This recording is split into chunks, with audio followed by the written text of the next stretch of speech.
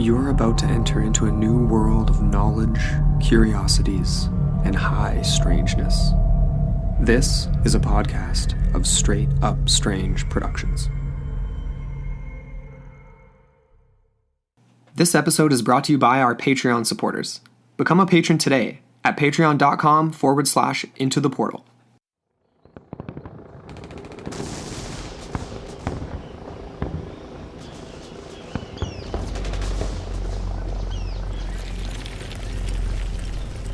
Guadalcanal, Solomon Islands, August 1942. As the war raged on elsewhere, one of the most horrible theaters of the Second World War was becoming more and more blood-soaked with each passing day. The Pacific, with its many tiny, remote, yet strategically significant islands, was the absolute focus of Imperial Japan. Controlling these islands was of utmost importance. But as the Allies advanced, Japanese forces found themselves embedding deeper and deeper into the jungles of, in the case of our story today, the humid, dense, and unforgiving terrain of the Solomon Islands, much further than the locals would ever care to go. However, as they hacked themselves into the endless sea of green jungle, the horrors of guerrilla warfare would become secondary to another series of inexplicable attacks that they would endure. Crashing through the brush, attacking their camps, and ripping apart soldiers were massive 10 to 15 foot tall giants who were said to fill the darkness with horrifying shrieking wails as they stalked the Japanese at night. What exactly these giants were is a matter of speculation, and ties into ancient beliefs of strange entities said to reside within the islands. Welcome to part 2 of our Monstrous Military Encounters series, as we venture to the Solomon Islands in search of giants.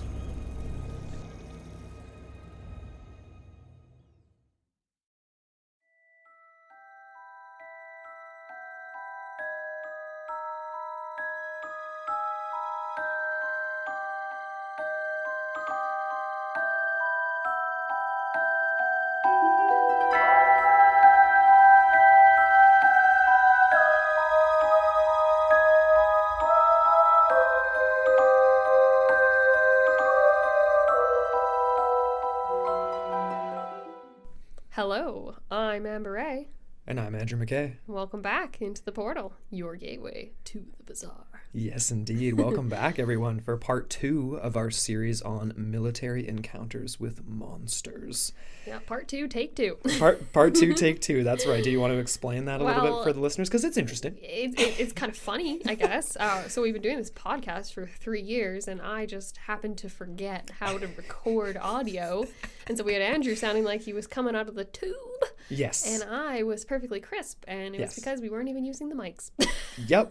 We were recording through the good old-fashioned laptop speakers. I can't even believe I did that. And that's... So basically, redo, which means it's going to be even better for all you listening. It's going to be better. And also, that's just everyone take that as we have been doing this for 3 years, and that's like one of the most basic things. So it's okay to screw up. It's okay. These things happen. This is what I'm telling myself right now because it's entirely my fault. So. Yes.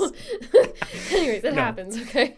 But we are excited to be back here for part 2 in this military encounters series because of part 1, I feel like it got some nice feedback. People enjoyed that. If you haven't listened to part 1, go ahead and do that, although it isn't necessary for part 2 because we are going to a completely different part of the world today. Totally different. And I think I intentionally misled a few people in our Facebook group by saying we were going underground. Ooh. I think people thought we were going to the Hollow Earth, but not so much for this episode. I love that you gave them that teaser, though. Let them run wild with going down rabbit holes, right? And there actually is, a little tidbit of that involved in this as well. But yeah, no, I'm really, really excited for this one. It's a story that we had no idea that this existed until relatively recently. I do want to give a shout out to the Cryptonaut boys over on the Cryptonaut podcast because they covered this on their show and also had the same guest on. They did an amazing job of it, so you can check it out on their show as well. But today, we are going to the Pacific, specifically to the relatively remote and small Solomon Islands located in Oceania, where there are stories that have surfaced since the years of the war in the Pacific that are indeed both extremely strange, and then for me, when I close my eyes and I picture myself in the dense jungle canopy of the Solomon Islands, it's absolutely terrifying to picture what happens in these accounts. So what we have here are stories from Japanese forces that basically indicate that perhaps they had a little bit more to deal with in the jungle besides the harsh terrain and allied forces attacking them in the brush. The rainforests of these islands are extremely dense. It's dense, it's humid, it's hot. And they're so thick that the indigenous islanders, they no longer even attempt to live in the interiors. There's no point to it. We're going to talk about that a little bit more with Nick as well.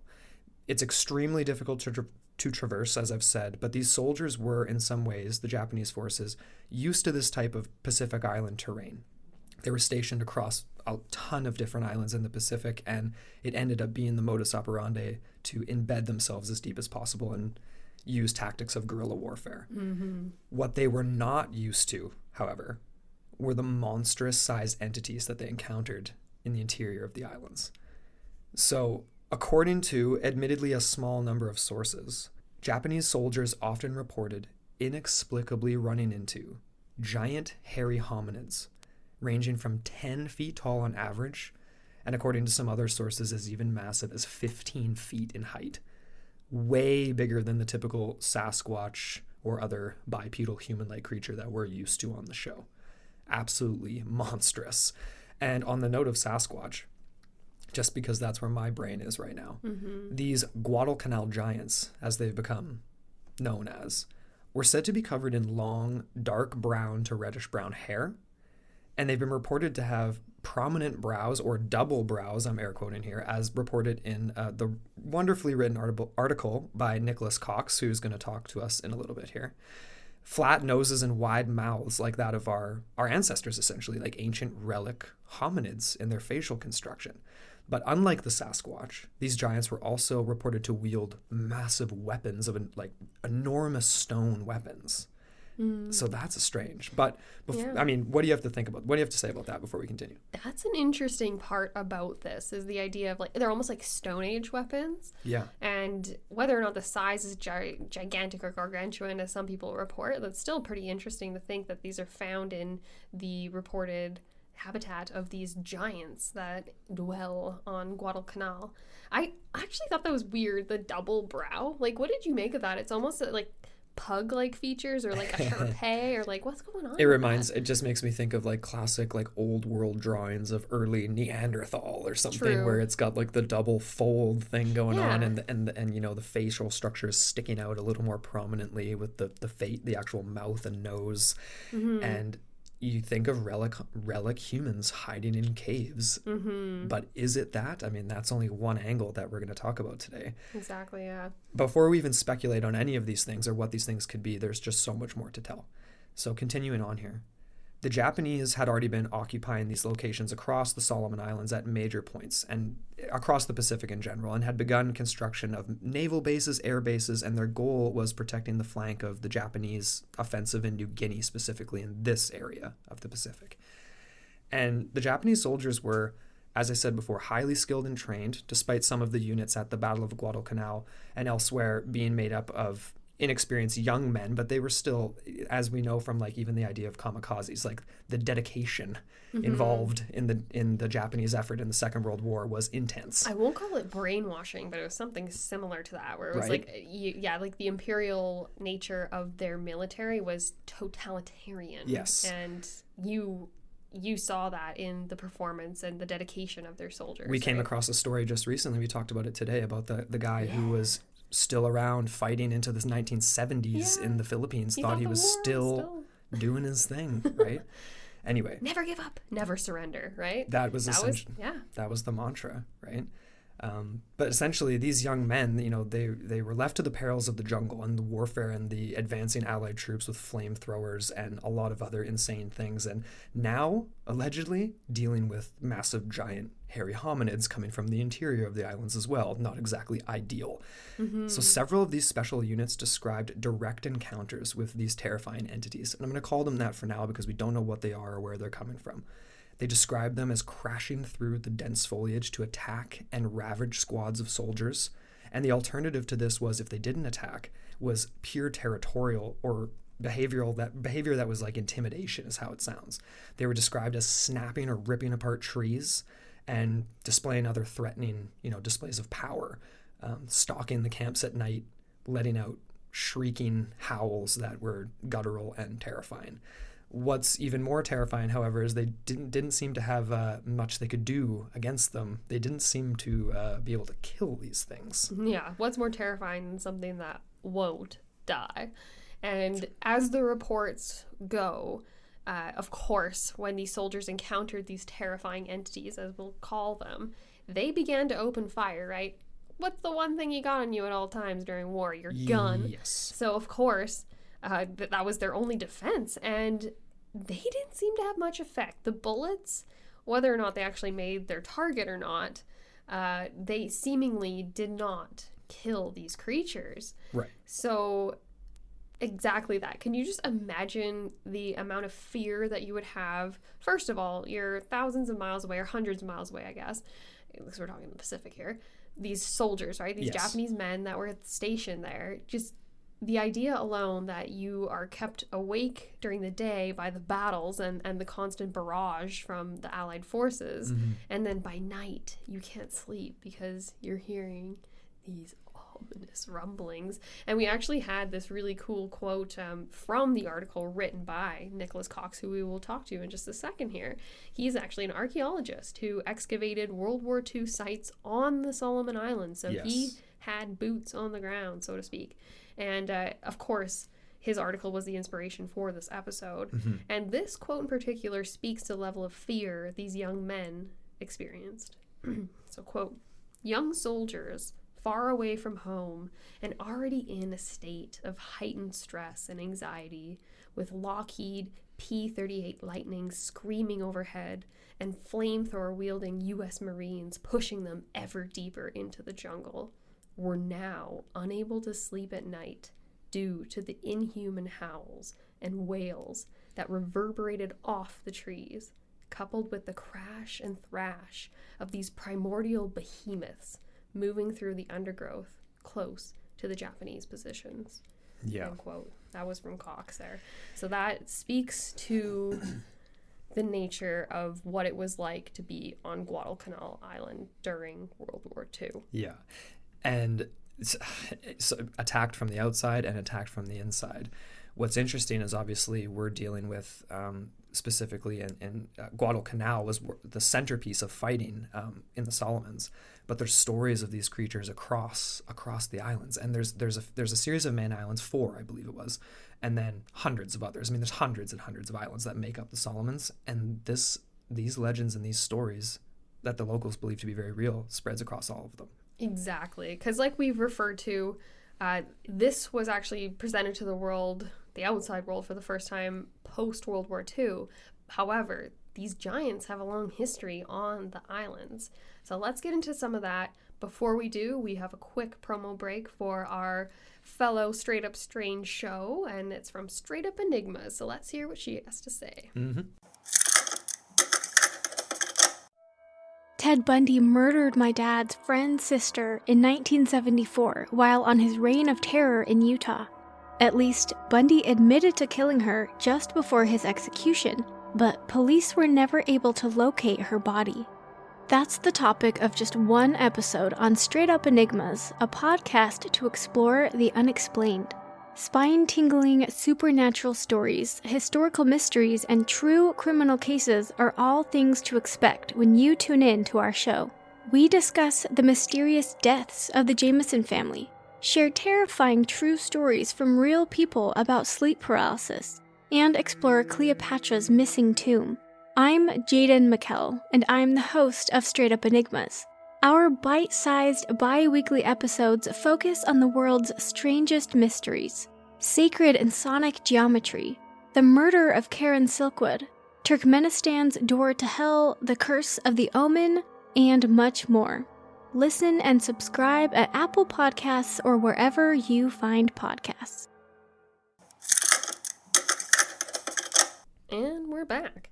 So yeah, go make sure you check out that Straight Up Enigma. She's got some great content. Hell yeah. Just keeps it rolling constantly. So it's So, awesome. really fun show. She cranks Really. it out. It's great. Yeah. Okay.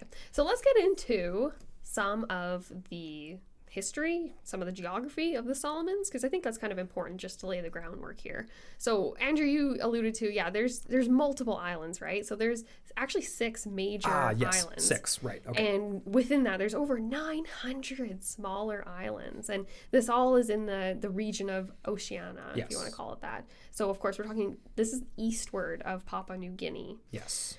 Approximately, overall, all of these islands encompass, I should say, 11,000 square miles. And they do have a population of just over 650,000 people. Thank you, Andrew. That is such a tiny little I mean, it's obviously they're tiny islands. They are tiny islands, yes. And the main island is Guadalcanal, and that's where the capital resides too. Yes. So basically, we're looking at an area of approximately 2,000 square miles. Mm-hmm.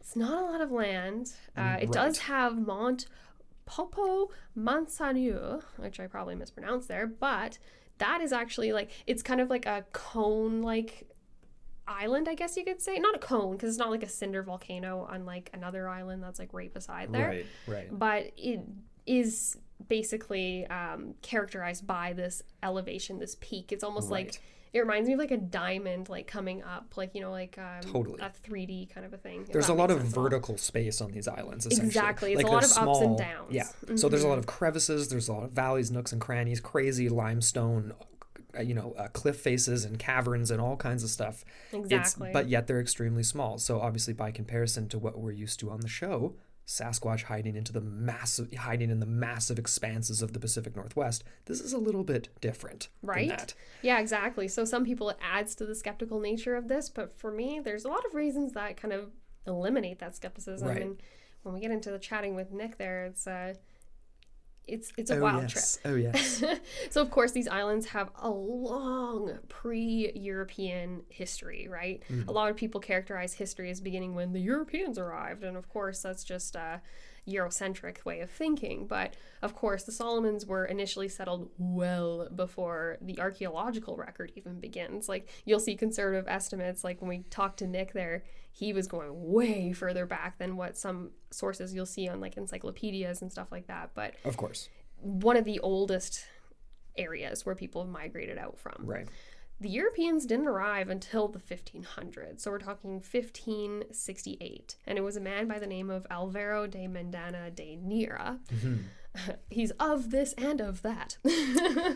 But he was the first of the Europeans to arrive on the islands, and of course that's where the name is derived from. So it's actually from unverified rumors that stemmed from this initial visit that gold had been found by Nira and his team on the islands. Not just any gold, though. Mm. It was supposedly the gold of infamous King Solomon. Yes. And it was used to build the Temple of Jerusalem, so some will say.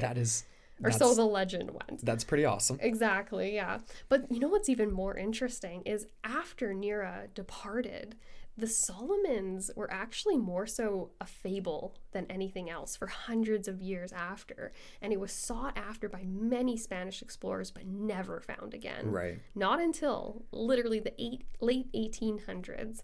And that was when it was actually charted again by English and French cartographers. Crazy. I know, isn't that interesting? From there, it was kind of a classic colonial story. The inhabitants of the islands were fully exploited by European colonizers for labor, and most of this occurred in the Fiji plantations. Yeah. And it was only well after the end of World War II that these Solomon Islanders would again gain independence, and they shed their identity as a British protectorate. But of course now they're more so under the helm of the Australians, and for good reason too, for disaster relief and all sorts of good things. But again, right, they are kind of a little brother. It's interesting though, like, you know, even now, you know, post full colonialism, and now as an independent state, but still, like you said, like as a kind of the little brother, so to speak, in the Pacific under Australia, very much like Fiji, which is a place I've been to, which actually ties into this as well, because there's stories of giants across all kinds of Pacific islands, and it's not just the Solomons. It's a bit of a ubiquitous legend that I feel like must tie back to something, and I find that to be a tidbit that's really interesting that we can come back to. So yeah, for the locals, the existence of these giants, these creatures, is not really just myth or legend. It's a well-established fact, even now post, you know, the old days, the old head hunting days, so to speak, right? Which is something we get into with Nick, which is really interesting as well. But I mean, let's talk a little bit about the Battle of Guadalcanal before we get into our interview with Nick. Of course, yes, because this is kind of the linchpin of the episode, correct? Because we had these supposed encounters, and we're going to get into the sources and all that with Nick, which is very interesting. But of course, the Battle of Guadalcanal is one of those ones that is not in the forefront of people's memory when they think of World War II, even though it was one of the crucial battle arenas in the Pacific during this time. The Battle of Guadalcanal was a series of clashes that took place between August 1942 and February of 1943, so approximately a 6-month campaign, and this was fought between the Allied forces and the Japanese, who were seeking expansion of their imperial interests in the Pacific, like you already mentioned, Andrew. So basically, the Japanese had been occupying this protectorate, the Solomons, since the beginning of the war when they entered, and it was the Allied forces that were coming to quote unquote liberate these islands. So they were actually befriended by the locals, and they were aided quite a bit just to get these Japanese to leave, because the local islanders believed in the principles of liberty and freedom and all that stuff that America was known for at the time, and supposedly still is, but I digress. But it was during this time, obviously, that the first inklings of the Giants of Guadalcanal would be revealed to the outside world. And this is where our friend Nicholas Cox comes in. Absolutely. So, perfect segue. Let's get into our interview with Nicholas Cox. Nick is an archaeologist, graduate from Cambridge University. He's currently residing in Bavaria, working on various archaeological sites. But as we mentioned already before, more importantly for this episode, Nick has organized and led an expedition to the Solomon Islands in order to investigate and excavate World War II sites, where, of course, he got pretty close, so to speak, to the legends of these giants, like Amber alluded to. So, without further ado, let's get into our chat with Nick. All right, so today on the show, we are joined by a very, very special guest, none other than archaeologist Nicholas Cox. Welcome to the show, buddy. How's it going? It's going fantastically. Thank you so much thank you for being on the show. It's a pleasure to have you. Seriously, like ever since we listened to the episode that you were on with the Kryptonaut Boys, definitely got us jazzed up about this case, if you will, and it was something that we had never been exposed to. But obviously, you have so much to talk about in regards to the Solomons and in regards to these strange entities we want to get into. But we wanted to start things off with a little bit of your time on the islands, right, Amber? Yeah, exactly. Like, let's just start with the basics, I guess. Even before we get to the islands here, I'm just curious, Nick, how you were originally turned on to this story. Like, what about this legend drew you in? All right, so today on the show, we are joined by a very, very special guest, none other than archaeologist Nicholas Cox. Welcome to the show, buddy. How's it going? It's going fantastically. Thank you so much for having me on today. Oh, man, no, thank you for being on the show. It's a pleasure to have you. Seriously, like ever since we listened to the episode that you were on with the Kryptonaut Boys, definitely got us jazzed up about this case, if you will, and it was something that we had never been exposed to. But obviously, you have so much to talk about in regards to the Solomons and in regards to these strange entities we want to get into. But we wanted to start things off with a little bit of your time on the islands, right, Amber? Yeah, exactly. Like, let's just start with the basics, I guess. Even before we get to the islands here, I'm just curious, Nick, how you were originally turned on to this story. Like, what about this legend drew you in? So, how I got involved in this whole thing, it's pretty convoluted, but in the summer of 2019, I was taking some family friends on a tour around Cambridge, which is where I had studied my archaeology degree. And being an archaeologist and a big nerd, I spent my entire time raving about archaeology to them. And when we sat down for lunch, I was explaining how archaeology can actually be anything. From, deep prehistory. It has to be human to be archaeology, but from, the earliest humans through till 30, 20 years ago, if it's put in the ground by a human, it can constitute archaeology. And this family friend of mine mentioned that he had worked in the Solomon Islands in 1995 on a forestry initiative, and he had been the first non-Solomon Islander to be taken to see a series of Japanese wartime tunnels on an island called Kolombangara. And this sort of got me thinking, and the more I talked to him and the more I looked into it, I realized that there was this entire Japanese fortification from the Second World War on the island of Kolombangara, which had never, ever been explored, surveyed, or seen except by local landowners who had not explored all aspects of these ruins. But as I was researching, because eventually I would lead an expedition to the island to formally photograph, survey, and explore this Second World War relic. But in the preliminary research I put into this particular time, place, and period, as I prepared to go on my expedition, I stumbled across accounts, and this is what we're talking about today, I think, a little bit more.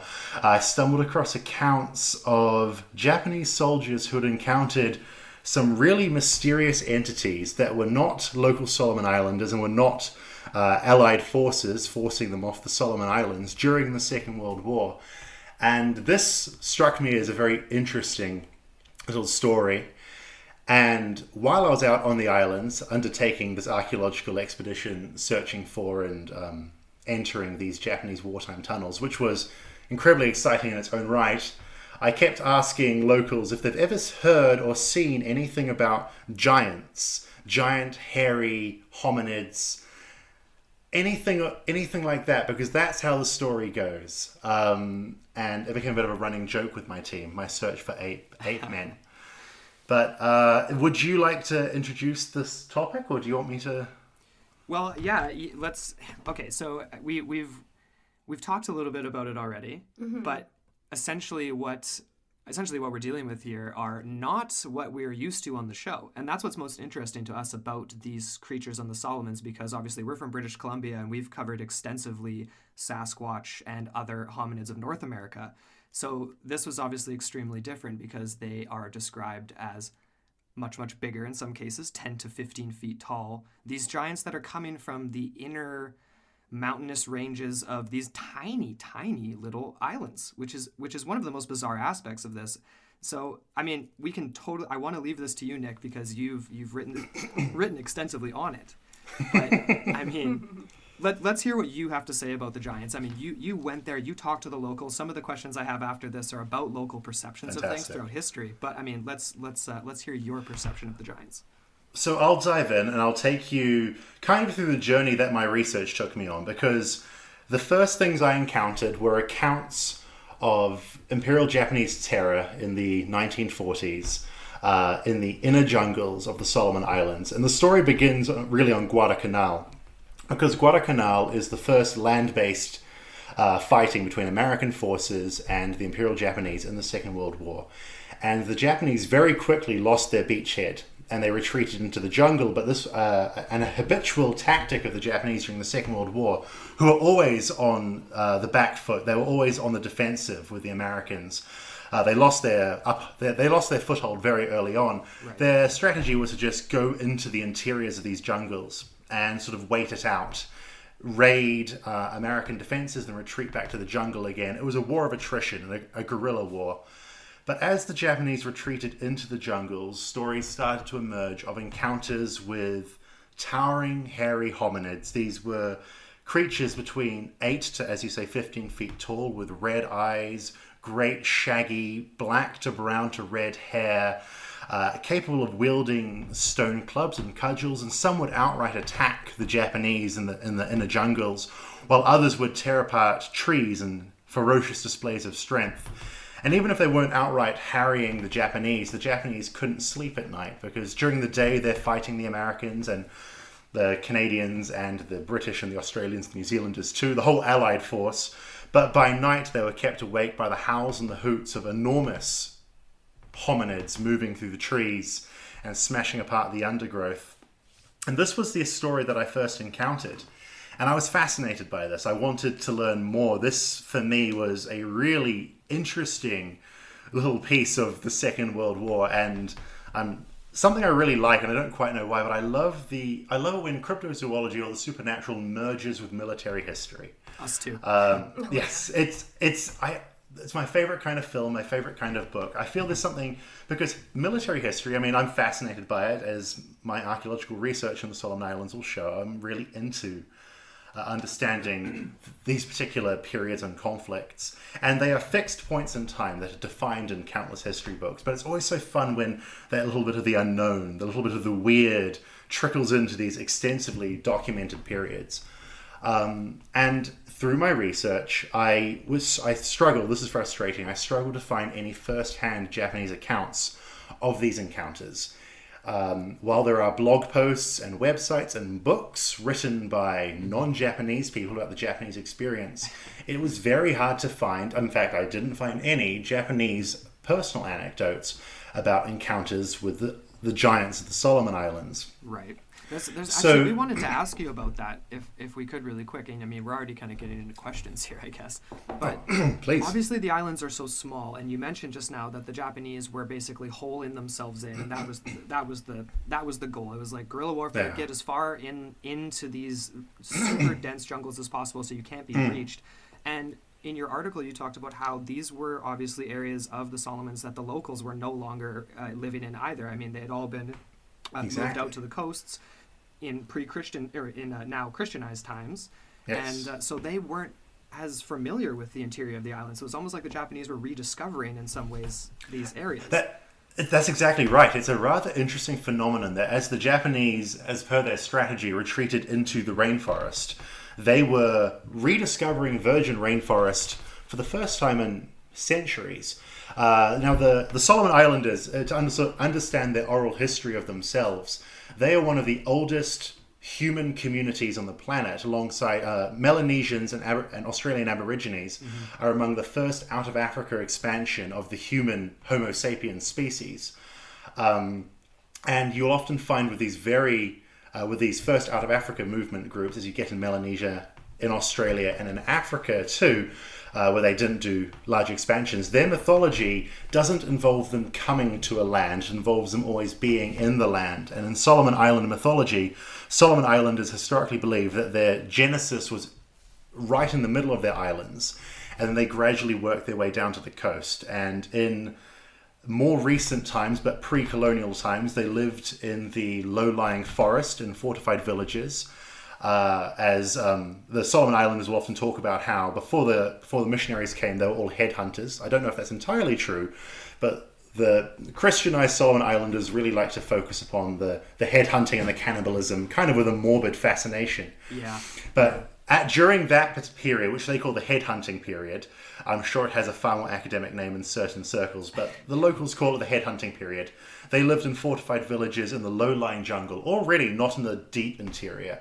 But after missionaries arrived and the headhunting period was ended, there was no longer a need to live in a fortified village, so they started to live on the coast. And the interiors went back to nature. So when the Japanese were retreating into the jungle in the 1940s, they were going into rainforests that had been emptied of human populations for the last 200 years, because there is no benefit, if you're not scared of being attacked by your neighbors, there's no benefit of living in the interior jungles of the Solomon Islands, because they're so mountainous, rocky, and just choked with jungle. It makes it very difficult to comfortably live in, but it also makes it the perfect place for a cryptid to live without encountering people. No kidding. It's this idea too of I love the story of like the genesis is coming from the inner parts of the islands, and the fact that like Amber, well, you bring it up in your article, and Amber, we were talking about this yesterday, the limestone tunnel systems and that aspect. Because I mean, Nick, have you ever seen the movie Kong Skull Island? Oh yeah. Okay. Oh yeah. This just screams that to me. Oh, it does. I didn't even see that connection. Exactly. Hollow Earth and everything. Right? Oh, I mean, we can talk about that a little more later. That's actually a section we have written into the notes here. But I guess that's a good segue too, because we had a question here for you just about, I mean, there's this perception amongst the local population about the giants almost as like their ancestors, and you have an acquaintance and a colleague or friend that you've met along the way that has some stuff to say about that as well. But, you know, considering how they viewed their sort of pre-Christian history, this head-hunting period, can you just speak to that a little bit? Their connection to the giants as almost like their ancestors in the times when things were rough on the islands, I guess? Yeah, absolutely. So it's an interesting thing, and it's important to stress that though I could find no connection between, there were no Japanese first-hand accounts of the giants, which sort of made me feel a bit deflated. Upon arrival in the islands and I started talking to locals, my hopes were rekindled because all the locals say, oh yeah, giants, of course. It's not even a mythical thing for the locals. I mean, some islanders still believe they're giants to this day. Many more believe, the giants went extinct around about the time the missionaries showed up. But on the whole, it is interesting. For them, it's almost a spiritual extinction in a way. But the idea of there having been giants living and interacting with the human population on the island is well established. So even if the Japanese, and they actually said to me, they're like, I've never heard a story of the Japanese being attacked, but I wouldn't be surprised if they were. If they went into the interior, that's where you're going to find the giants. So of course they were attacked. So even if the Japanese hadn't given the stories themselves, the locals said, well, if the Japanese are in the interiors, that's where they'll find the giants. So as far as how the giant as far as how the giants connect to the Solomon Island population, it does get interesting because there is a deal of guilt almost when they look back upon their headhunting times. And I think they were sort of taught to really dislike their pre-colonial, pre-missionary heritage. They're very proud Christians now, and I think when they look back upon how they lived before the arrival of missionaries, there is this deeply ingrained guilt with how they behaved. And they look back on their headhunting, their cannibalism. And I mean, you can say what you want about headhunting and cannibalism, but I mean, cultures are cultures, and cultures will behave in ways that other cultures will find hard to understand or unfathomable, but it doesn't make them worse. For sure. But I think a big part of their of the colonial teachings was that they were bad for being cannibals. But an interesting thing that I encountered in my research was that often the giants are also described as being cannibals as well. And in some cases, the idea that humans were cannibals was because they had prolonged contact with the giant populations in the interior. So the idea is that these savage, brutish, man-eating half-humans were a separate creature that were influencing the behavior of the humans who would later convert. And it's almost as if they have found a way to explain away what they now believe to be an embarrassing past by sort of saying, we were not the monsters that we perceive cannibals to be, but they're sort of blaming that monstrous element of the historical culture on another creature entirely. So sort of the beast of the jungle is not themselves, but it is a separate physical entity that was influencing them. Man, that's just fascinating. And that is a strange way. It's almost like they're attempting to other a side of themselves that, of course, in these modern times is not very kosher. But that, to me, again, it speaks to this weird bifurcation, but then also a little bit of ambiguity surrounding the idea of ancestorship and perhaps having two distinct species, but species that are still interbreeding. I know you did mention that story of Mango, that woman that supposedly was impregnated and whisked off into the jungle by one of these giants. So that's fascinating to me too. I don't know if you want to speak to that a little bit further, or... Yes, I'll absolutely address that. So the understanding is that giants, though they are a separate creature to the humans of the Solomon Islands, can interbreed with Homo sapiens, and they can produce. They can both interbreed, but they can produce viable offspring. So they are closer as a species to humans than, say, is it donkeys and horses? Can they reproduce? They can, but their offspring is sterile. The mule. Yes. The offspring, mules, but a mule cannot produce its own offspring. But there seems to be an understanding that you can produce offspring, and that offspring can also go on to produce offspring, and that will tie into my friend Ishmael, which we'll probably get to in a moment. Of course. But in the story of Mango was a Solomon Island woman who, I'm not sure which island she hailed from, but she was abducted, she went missing. And then, this is what I find kind of wild, 25 years later, she was found in a field on the verge of madness, heavily pregnant. How you could even recognize her after 25 years sort of is something to be discussed maybe elsewhere. Mm-hmm. But the idea was basically this was the same woman who had gone missing, now pregnant. And she insisted, when she had sort of regained her sanity slightly, because she was hysterical upon discovery, is that she'd been abducted by giants. One had, to quote the book I read, taken her as a bride, which is full of problematic intonations. Yes. But she had managed to escape and now was bearing the child of a giant. And she gave birth to this child, but tragically the child was considered an aberration by the local community and killed within a few years of its birth. Dark story. But that's a very dark story. A slightly more upbeat story. If I could, do you want me to tangent into my friend Ishmael now? We might as well, sure, because I definitely have questions about some of the objects that come up. Yes. I actually, I downloaded an image of that stone, which I will also send to you as well. Amazing. Oh, perfect. Awesome. I found it today when I was going through my files. Awesome. Sounds good. I actually was going to ask you about that. That's perfect, yeah. Yeah, that birthright stone. We definitely had some questions about that. Yeah. And just his story in general, because he had some interesting divergences from the physical description. He was saying they weren't as hairy and things like that. So I was wondering if you could speak to that a little bit further as well. Yeah, so I spoke to as many locals as I could during my time in the islands, trying to see if anyone had stories about giants. And some people would say, oh, no giants, but Kakamora definitely, which is a different entity entirely, which we can also discuss. But Ishmael said, oh, yes, no, giants. Giants are very common, not in Kolombangara, which is where I was working. Ishmael was a school teacher at a local school, and I was there giving a presentation on the Second World War. And Ishmael said, well, not on Kolombangara, we don't have any giants. But he comes from the island of Malaysia, and Malaysia is historically replete with giants. And he said, yes, I'm very familiar with giants. My great-great-grandfather was a giant. Mm-hmm.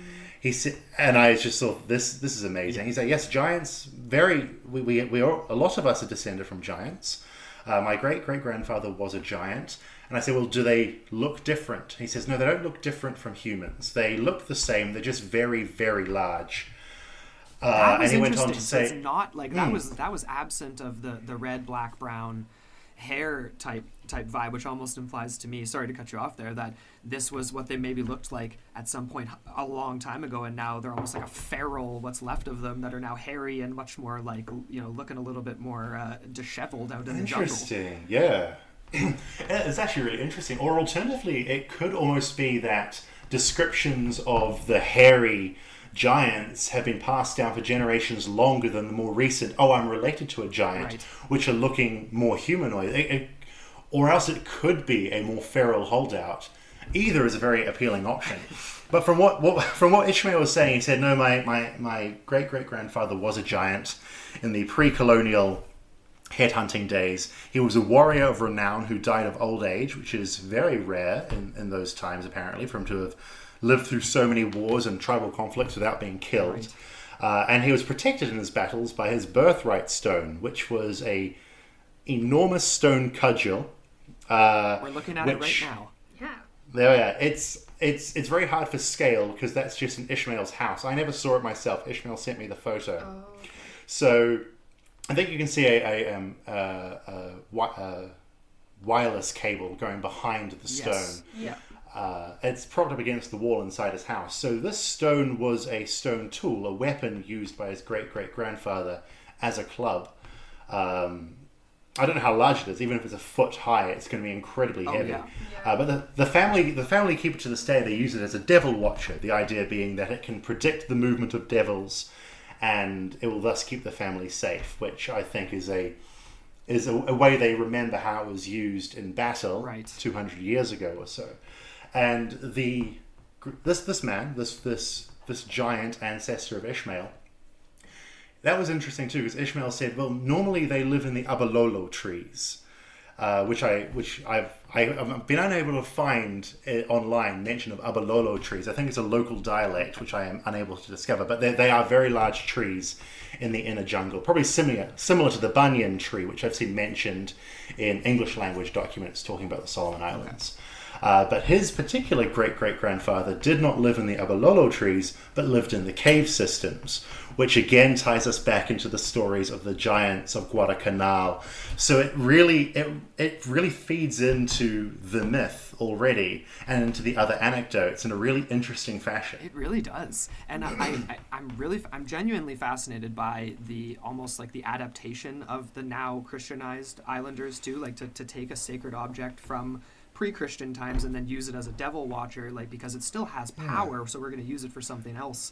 You know what I mean? Like, it's almost, to me, like, I don't even know. There's something about the idea of the giants as separate from humans as a species too, from like a way almost like prehistory period of the earth, almost strikes me from a Christian lens, similar to like the fallen, you know what I mean? Like interbreeding with something that's like half, like, you know what I mean? Like some sort of a giant or whatever. It's very striking. That's fascinating.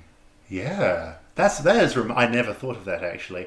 I've only looked at this through an archaeological perspective, but a biblical perspective is really interesting too, because that opens up sort of instances where giants are being encountered elsewhere in the world in prehistoric times as well, and it also seems to have somehow existed in collective memories of certain cultures, which really ties into what we understand about early Homo sapien interaction with other human species like Neanderthal and Denisovan, which I would like to discuss that at some point, because that's my big theory relating to the Solomon Islanders.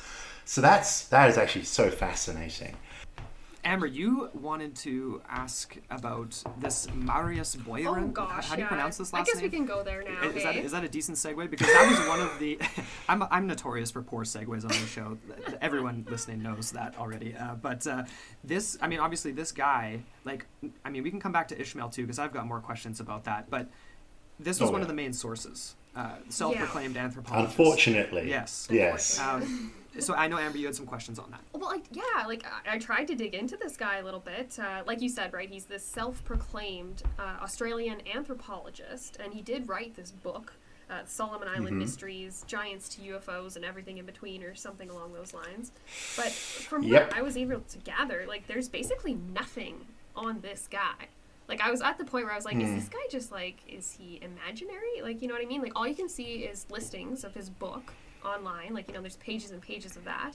And there was one mention of him on a cryptid wiki stating he was an ex-RAF pilot or something to that nature.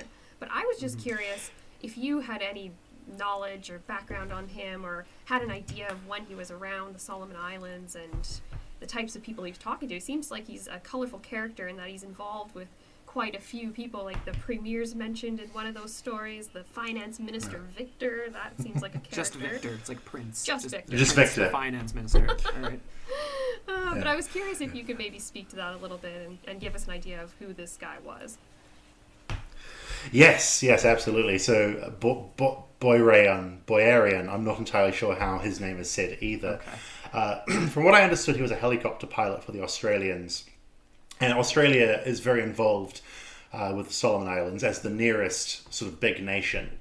And I think he'd been flying a lot of trips to and from the Solomon Islands for many years. And ultimately he settled there and married a Solomon Islander, and then began to collect stories from her family as well as extended families. And ultimately this became sort of him collecting all the strange fables and folklore of the Solomon Islands and putting them into this book.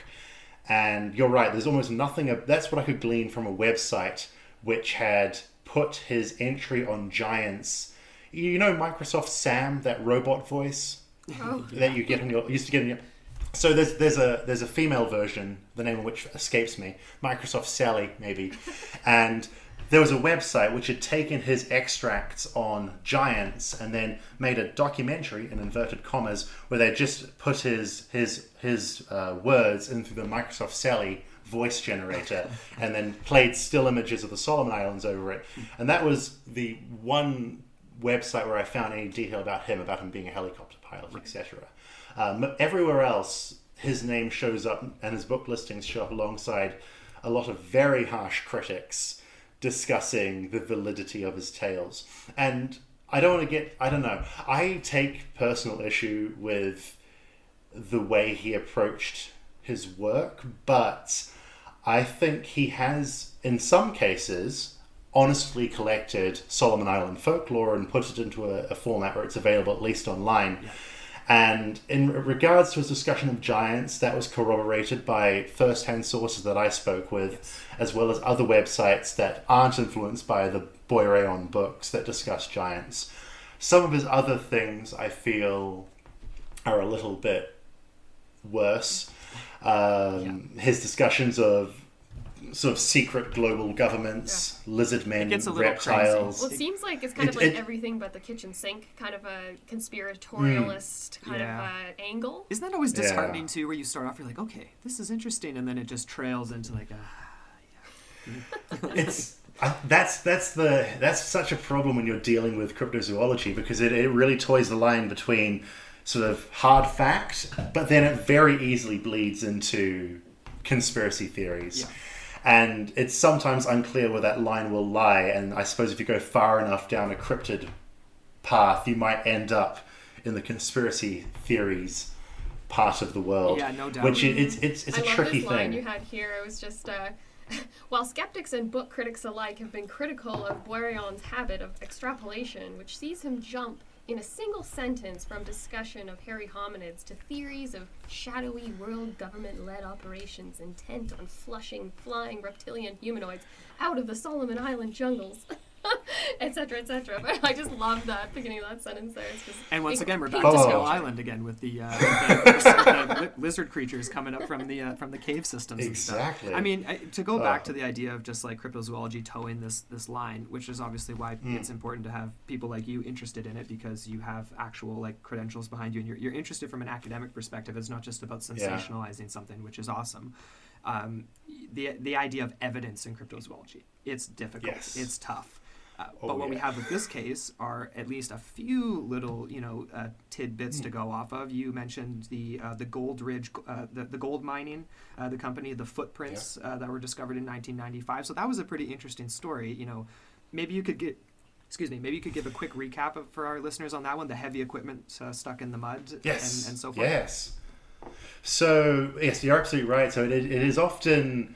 It is, from my personal perspective, I am certainly not like a wholehearted believer in everything, but I don't like to be a skeptic either, because I think being a skeptic makes the world so boring. So for me, I really want to believe in these things, but I need scientifically justified evidence. And that can be hard when it comes to UFOs or to the supernatural, because sometimes the argument would be that our science can't quite yet explain these things. So it's actually beyond science. But in the case of cryptids, I think they must conform to biological laws and physical laws which confine the rest of the world. And in that regard, I'm very happy to delve into cryptozoology and into this particular story, because a lot of the stories about giants, they come across in a very plausible, prosaic, almost because they're so mundane kind of way. And the Gold Ridge incident is a good example. So there was a gold mine on Gold Ridge. The name is derivative.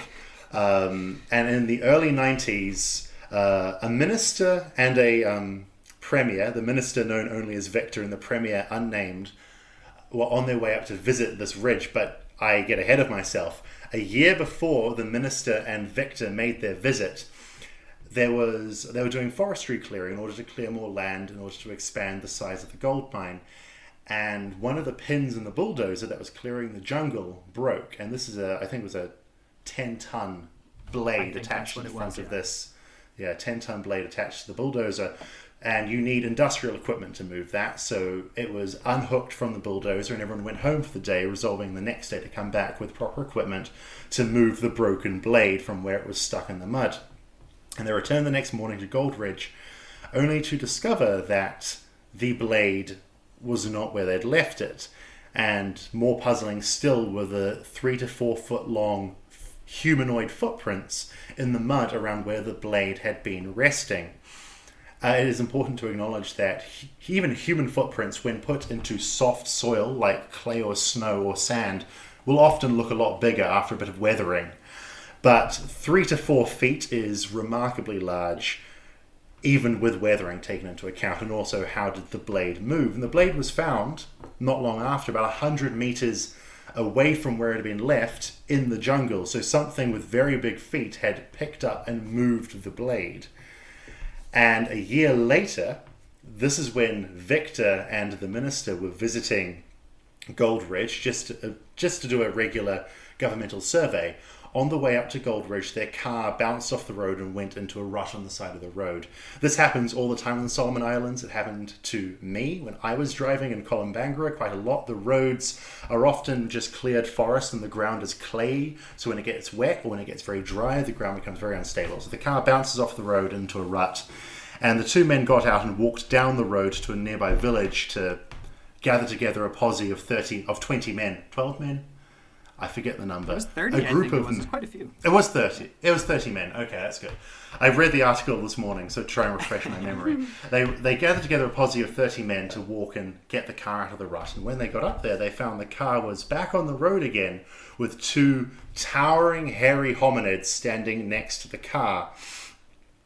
And the men fled immediately in terror. And when they returned half an hour later, they discovered that there was no one next to the car, but the car had been moved out of the rut. And again, there were these enormous footprints around. And they were even able to determine how these towering humans had pulled the car out of the rut by finding the positioning of the footprints in the mud around the car and in the rut. And Victor was even able to say that it was the larger of the two standing by the hood of the car that had actually sort of bounced the car out of the rut, while the smaller one looks like it just stood and watched. So they had enough evidence with the footprints to piece together how these two enormous creatures moved the car. And when they spoke to Boyrayon later, because again it was Boyrayon who shared this story internationally, and Boyrayon asked how large were these two men you saw standing by the car, Victor and the minister pointed to some nearby trees, which Boyrayon estimates were about 15 feet tall. Right. So that gives you an idea for the height, supposed height, of these giants that had very altruistically pulled a car out of a ditch on the side of the road. Yeah, it's the exact opposite of what the those poor Japanese soldiers, I guess, would have been experiencing in the dense jungle. Or I suppose they could have just been in similar, like, you know, to moving the blade or the pin from the bulldozer, like didn't really know that they were helping. They just wanted to move something heavy and it ended up out of the rut or whatever. It almost seems like it's curiosity. I mean, they're just sort of playing around with the things humans are leaving in their part of the jungle. And none of these humans are staying in these parts of the jungle overnight. They're all returning to their villages. Whereas the Japanese were not living in villages. They were living rough in the jungle. So they were probably, if the stories are true, they were living in the heart of giant territory for prolonged periods of time. The giants were probably not too happy about that. Yes. But maybe if you just come and go and leave bits of strange metal around, the giants are going to be a little bit more placid. Because they're curious rather than outwardly aggressive, possibly. You know, yeah, the curiosity factor is interesting because you drew some connections with the similarities between obviously the giants being massive, but then also these much smaller stature creatures that are the Kakamora that you had mentioned. So if we can maybe get into that, because you talked about them a little bit with being, you know, interested in music and development of language, but the inability to make fire. And that immediately reminded us, so we did an episode a while back on the peoples of North Sentinel Island, and that just reminded me of what you talked about with the arguments amongst scholars with the possible land bridge connecting a lot of these places from Indonesia all the way over through to the Solomons and so on and so forth. And obviously there's a lot of other small creatures, the orang pendek we've done on the show, and the Kakamora really reminded us of a lot of those things. Yeah. So maybe you could get into the Kakamora a little bit. I'd absolutely love to. It is very interesting how stories of small, hairy hominids seem quite common on islands, and then large, hairy hominids seem very common on larger countries, which ties into dwarfism, which you encounter with like populations of large animals on small islands will evolve to be smaller. We saw that with the Homo floresiensis, that the Flores human that was referred to as the Hobbit, that was around 50,000 years ago. Again, on that chain of islands that ultimately leads off into the Solomons. Yeah. So you get these small hominids either proved in the fossil record or in the mythology of the people all throughout that region. But so the Kakamora are interesting. So when I was on Columbangara trying to start conversations without sounding too crazy, you know, when we're busy talking about Japanese wartime dugouts and bombing raids, and I say, have you heard anything about gorilla people. But the locals on Kolumbangara said to me, aside from Ishmael, who knew about giants, they said, well, it sounds like you're talking about Kakamora.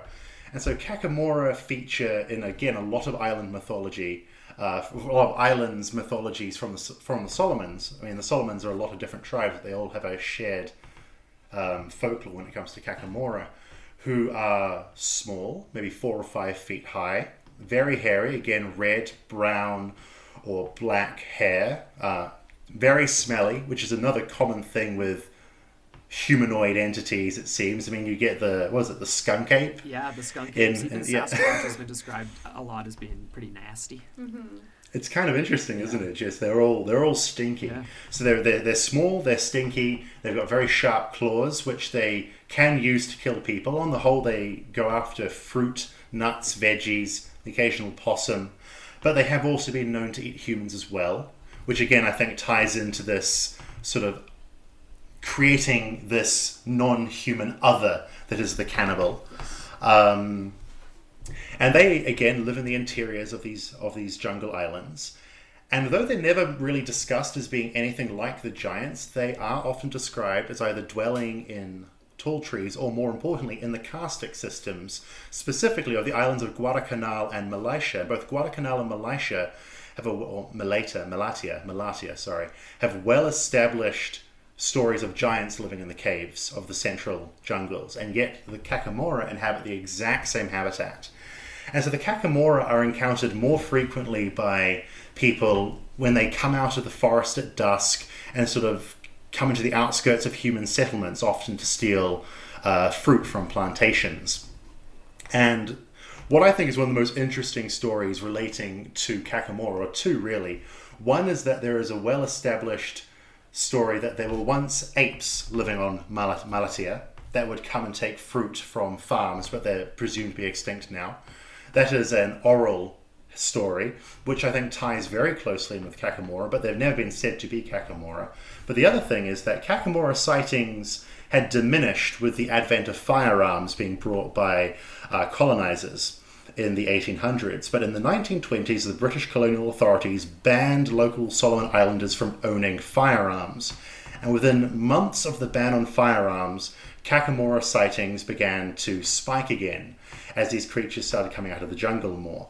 And maybe you have some thoughts on that, but I think it's very interesting that if this was a truly folkloric creature, its life cycle and habitat and behavior is impacted by real socio-political movements made by governments. That's absolutely fascinating. I really appreciated that part of the story, and the idea that these creatures, these Kakamora, are intellectual to the extent that they can recognize when the situation's change not in their favor and they're being threatened, and thus recede into the deeper parts of the forest. I'm curious though, like with this advent of guns entering the islands, there were no Kakamora actually killed, or any stories related to that, hey? I understand that some Kakamora were killed, but it's a case of oh yes, I heard that Kakamora was shot, and this man shot a Kakamora, right. But no one has held on to the bodies of the Kakamora. Yeah, of course. So there are stories that Kakamora were shot. In fact, so many were shot that they knew for a fact that the weakest point on a Kakamora was its buttocks. If you shot on the buttocks, it would cause it the most pain. We were going to ask about that. That's a strange... That seems... Yeah. Well, I guess it's going to hurt to get shot in the ass, but it just seems like an odd spot to be the main spot, the target spot. Yeah, the weakest point. It makes me almost think of them being baboons, hairy all over, but then with exposed buttocks. So it's a more obvious target. But it is very interesting that these creatures seem so directly impacted by very prosaic human hunting patterns. And the other thing you mentioned before is that the Kakamora are known to sing. They've been seen in gatherings in the forest singing very eerie songs. They have their own sort of gibbering language. Right. They can't make fire, but they will happily steal fire made by humans to make their own fires. And that is where I have to interject, because it's like this is where this ties in for me, your ideas on some sort of ties to like pre-Neolithic people. So like that just reminds me so much of like the North Sentinelese that we covered, in the idea that they're this the last sort of pre-Neolithic people, 40,000 years ago were there. can't make fire, supposedly got to harvest, lightning strikes and things like that. And then we have what seems to be, because, the peoples of the Solomon Islands, we came across a lot of other pretty woo-woo creatures as well, where, like a merman, half shark-like entity in the waters and things like, there's lots of things like that, but these are so much more literal, the ties to the gun laws and stuff like that, and then it just sounds like a pre-Neolithic entity. It really person. does. Like, that's what it sounds like. I read an anthropological account written, I think, by German anthropologists working alongside some local colonial authorities on the Solomon Islanders from the early 1900s, who wrote really prosaic descriptions of the behavior of Kakamora in such a way that you sort of think they're just treating them like they're real creatures. Right. They talk about their diets and their lifestyles, and in a way that you wouldn't describe a mermaid, as you mentioned. Right. And I put the Kakamora and the giants as being the same species myself. And this is something I haven't really seen discussed online, but considering that they look so similar in their descriptions, aside from their size, they inhabit the same islands. The islands that have the most giant stories also have the most Kakamora stories. It's important to know. And they both live in the same cave systems together. And just evolutionarily, we know that two creatures that have the exact same ecological niche cannot coexist without one driving the other to extinction. So if these are two separate species, they cannot exist in this way that they're being described as, because they have the exact same diet and behavior and everything. Right. But what I do think is that it's entirely plausible that the Kakamora are just juvenile giants, or other giants are adult Kakamora. And the idea of something growing from 4 feet tall to 15, I don't think giants get to 15 feet high. Because if they did, we would have to know about them by this point, because something that large, even if they're in very isolated parts of the forest, they would need such a huge range to forage in to be something that big, to just have the energy requirements. But I think it's a very common thing. It's the fisherman's tale. The creature gets bigger in the retelling. And I think it's especially true when you find something that's inexplicable and terrifying. When you get home, you're not going to say, oh, and it was about as big as me, because that doesn't... People say, well, what if it was just a guy? So you say, oh, it was 20 feet tall. And so I think there was this encountering... It was half my size.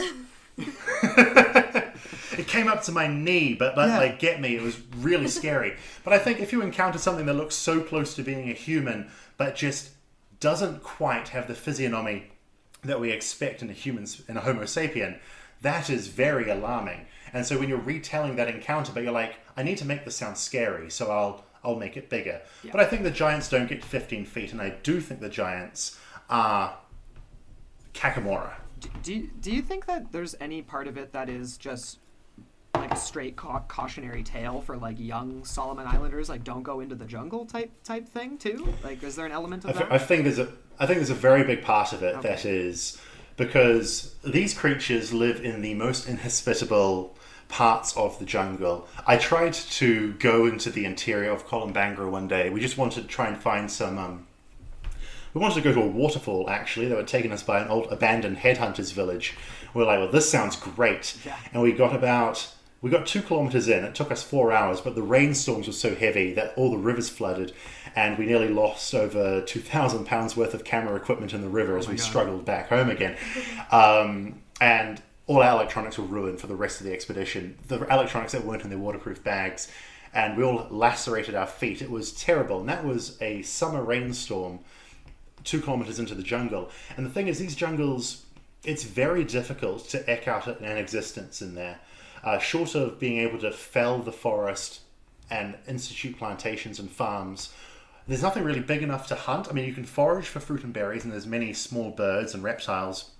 But really, it makes the most sense to live along the coast where you can fish, because the Solomon Islands' waters are some of the most biodiverse in the world. They're full of fish. Yeah. The jungles are inviting because they're mysterious, but they are so dangerous to go into, and they're impossible to inhabit. So it makes a lot of sense that you would invent cautionary tales to dissuade people from going in there by saying, well, there are monsters living in there that will eat you if you go into this part of the jungle. The fact that these creatures live in the most inhospitable parts could be seen as a warning against going into dangerous regions. That's so fascinating. when I read that part of the article too, I was like, oh man, let's just plan another expedition. Let's go back. We'll come with you. I know, I want to so bad. I mean, obviously, we were looking at Google Earth and just images of the Solomons and stuff. Like, how far in would you have to go to actually reach the entrance of one of these limestone caves, potentially? Like, is it accessible with, like, a hardcore expedition? Oh, it would be accessible, yes. It absolutely would be. I mean, people have, and people lived in the jungles historically as headhunters. You can go into the jungles. It's just you need to be very well prepared, well provisioned with a good team of guides. Right. But this is the other thing. Like, Boyrayon has lived in the Solomons his entire life, but he's always found reasons to not visit the caves. Sure. But the caves are there. They are geographically there.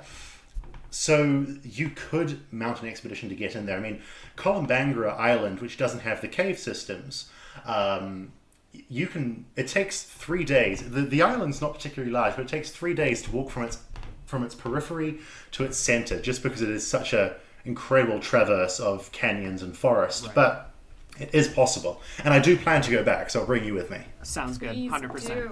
Let us know when and where, and we will be there. Because I'm just, I would be thrilled to be a part of something like that. I'm curious though, like, is there any sort of other known natural threats, like besides, like, obviously the weather, the terrain? Like, are there lots of poisonous things over there? Like, there is in Australia. Into that, yeah. Like, I'm curious. Like, even the insects alone. Yeah, like, what did you have to do to prep? I did horribly little prep. This was the first expedition I'd ever organized. Prior to this, I just worked for various companies and universities in archaeology, and then I said, I'm going to the jungle to find ruins, because that's what I've always wanted to do. And I got together a little team of idiots to join me, and we all went off, and we're like, oh god, we didn't plan for this at all. But, we still managed to muddle our research out of the whole thing. But happily, in the Solomon Islands, there's no big predators. There are no poisonous snakes. There are snakes, plenty of snakes, but no poisonous snakes. Nice. Awesome. Plenty of mosquitoes. Mosquitoes might be among the worst things. Really, the most difficult things in the jungle out there is the temperature and the weather. Yeah. Very hot and very, rainy. It's stiflingly humid. The thing about the jungle, and this is something I've seen testified by both Japanese and American Allied soldiers who fought through the Solomon Islands, is that you don't have to have big predators. And in fact, you very rarely get large predators on small islands, because things get smaller if they live a long period of time on small islands. The Komodo dragon is rather interesting in being such a large reptile for such a small island. Yeah. But it is an offshoot of Megalania, which was a gigantic monitor lizard that lived in Australia. So it's actually smaller than its prehistoric ancestors.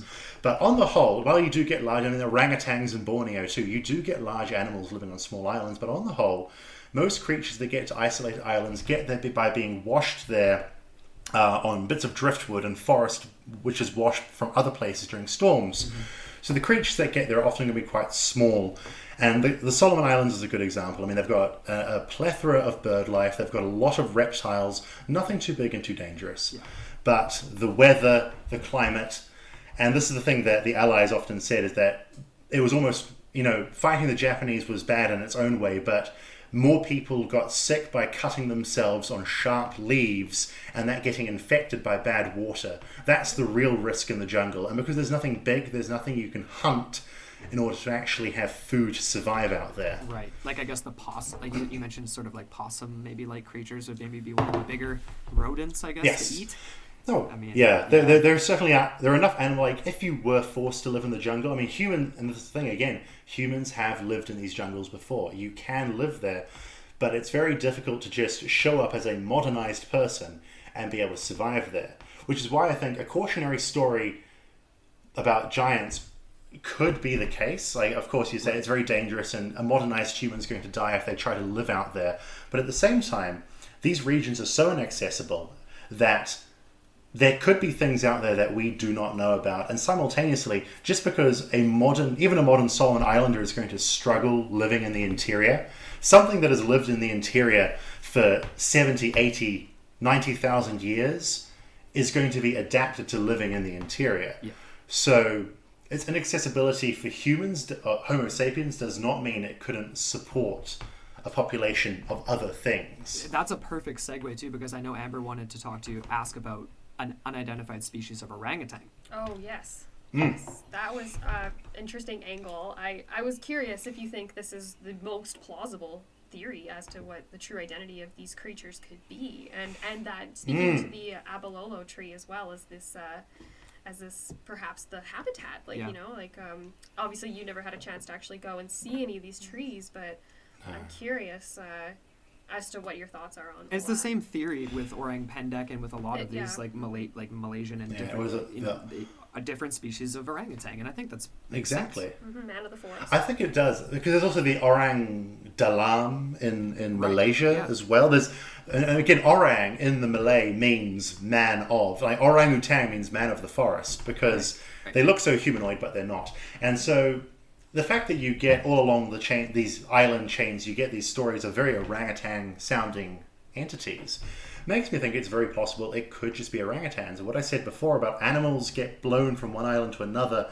on driftwood and bits of forest that have been washed down in storms, it's a very logical way. It is the only way these islands are inhabited by creatures until humans invented boats, was actually by being blown out there in a storm.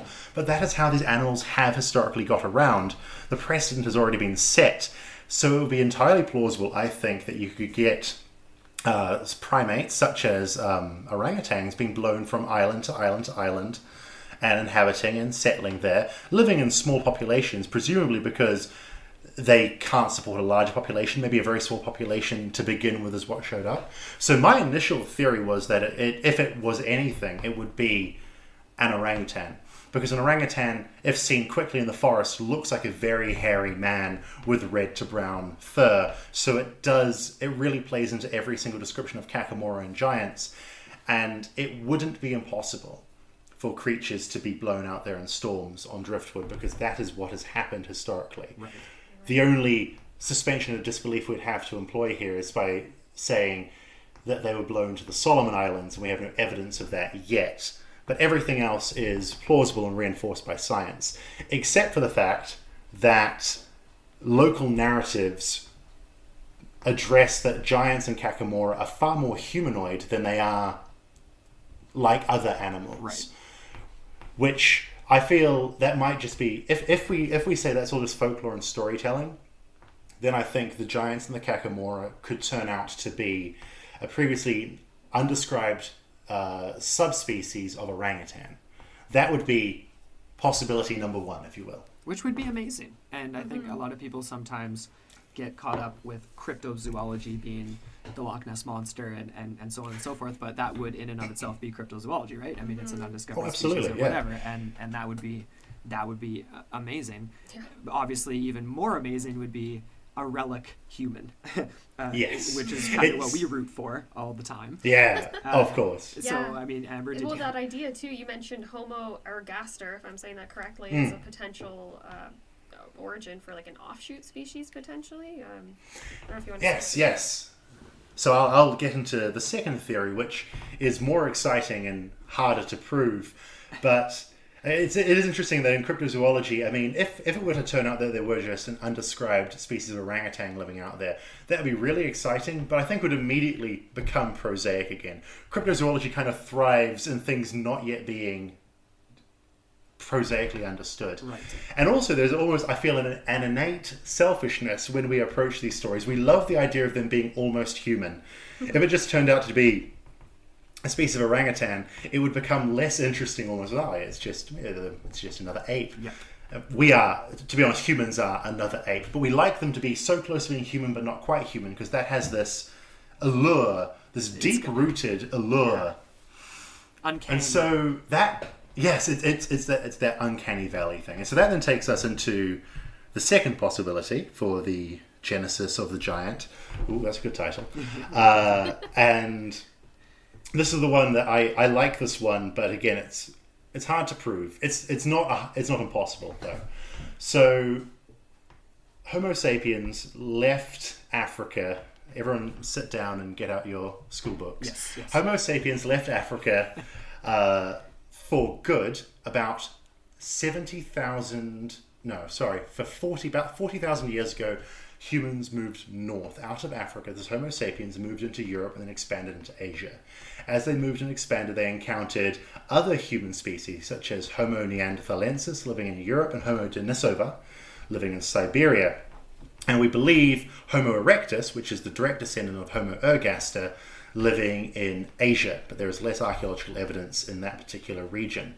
But though this is the big out of Africa movement that is commonly known, there were other out of Africa expansions. So if we go back in time to 70,000 years ago, we have the first successful human out of Africa expansion, where they don't go north into Europe, but they go east around the base of Arabia, down across India and Indonesia, which at this point, due to it being an ice age, it was all connected land masses, and out towards Papua New Guinea. And along the way, 70,000 years ago, Homo sapiens were interbreeding with Denisovans and Neanderthals quite freely, because at this point they are not speciated to such an extent that they were different creatures.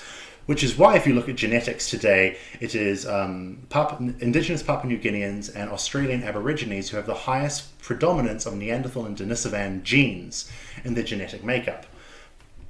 But then if we go back even further from 70,000 years ago, about 200,000 years ago, humans for the first time ever attempted to leave Africa. This is Homo sapiens for the first time ever attempt to leave Africa. And they go into the Levant, into Israel, where they meet local Neanderthal populations. And at this point, the species have not speciated enough to be very distinctly different at all. I mean, physically, from the skeletons, they do look different. But it doesn't seem they were recognizing that difference between each other, because there was a lot of interbreeding in this first ever encounter between Homo sapiens and Homo neanderthalensis. And then if we go back in time even further to about 1 million years to 1.5 million years ago, we have Homo erectus, the ancestor of all the other Homo species I've just mentioned. That's Ergaster, Denisova, Neanderthal, and Sapiens. Homo erectus, which starts off as Ergaster in Africa, moves out and expands across the entire world. And Homo ergaster gives rise to Homo erectus in Asia. Right. And Homo erectus becomes Homo floresiensis, living on the island of Flores. So I'm just kind of, it might be a little convoluted, but I'm sort of, humans, the genus Homo, have moved out of Africa on numerous occasions dating back at least 2 million years. But Homo sapiens are the most recent genus Homo to leave Africa.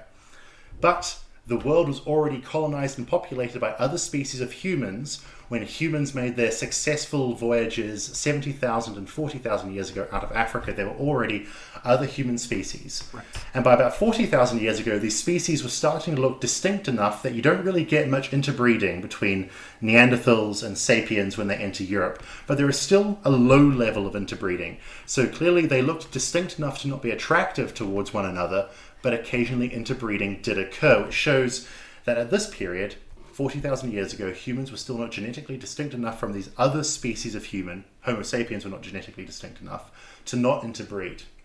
And now, having given you that very rushed, convoluted history of human out of Africa expansions, we can turn our attention to the Solomon Islands. We have evidence that Homo erectus, the descendant of Homo ergaster, spread down to at least the island of Flores throughout Indonesia, and if you look at a map and if you follow the island chains from Indonesia out through Papua New Guinea, you find the Solomon Islands at the end of this chain. Yes. So they would have been able to travel along this length of land masses. Some of those would have been connected by land bridges during the Ice Age, some may not have been, but it could have been a case of boat building that we don't know anything about, or being blown from island to island again on leaf matter, forest matter. But it is entirely plausible, considering the expansion of pre-Homo sapiens human groups, that you could have got a population settling on the Solomon Islands. And as we know from subsequent Homo sapiens out of Africa expansion events, Homo sapiens were able to interbreed and interact with these other species of humans, at least in a limited fashion, up until about 40 to 30,000 years ago, which is very recent in the consideration of sort of archaeological deep time. For sure. So if a population of other human had made its way to the Solomon Islands prior to Homo sapien Africa expansion events, they could feasibly still be existing there. And you can also feasibly imagine a world where, due to limited but continued interaction with Homo sapiens living on the coast, this other human species can interbreed and produce viable offspring with Homo sapiens, as we saw with Homo sapiens and Neanderthals in earlier events. Right. So that is the conclusion of my lecture. I'll now take questions. Love it. And automatically I'm thinking like, you know, the descendants of the islanders, like kind of like Ishmael's story a little bit, right? Like even exactly, right? which is so cool. I mean, it's especially interesting too. Obviously, going back to just the size of the islands, because this is vastly different than say something like the Almas in Siberia, where it's this massive, you know, expansive taiga, whatever. Obviously, much more difficult to live and survive in different ways, being harsh, not hot, but it's different. It's like this is like they're hiding in these caves is kind of the idea, I guess.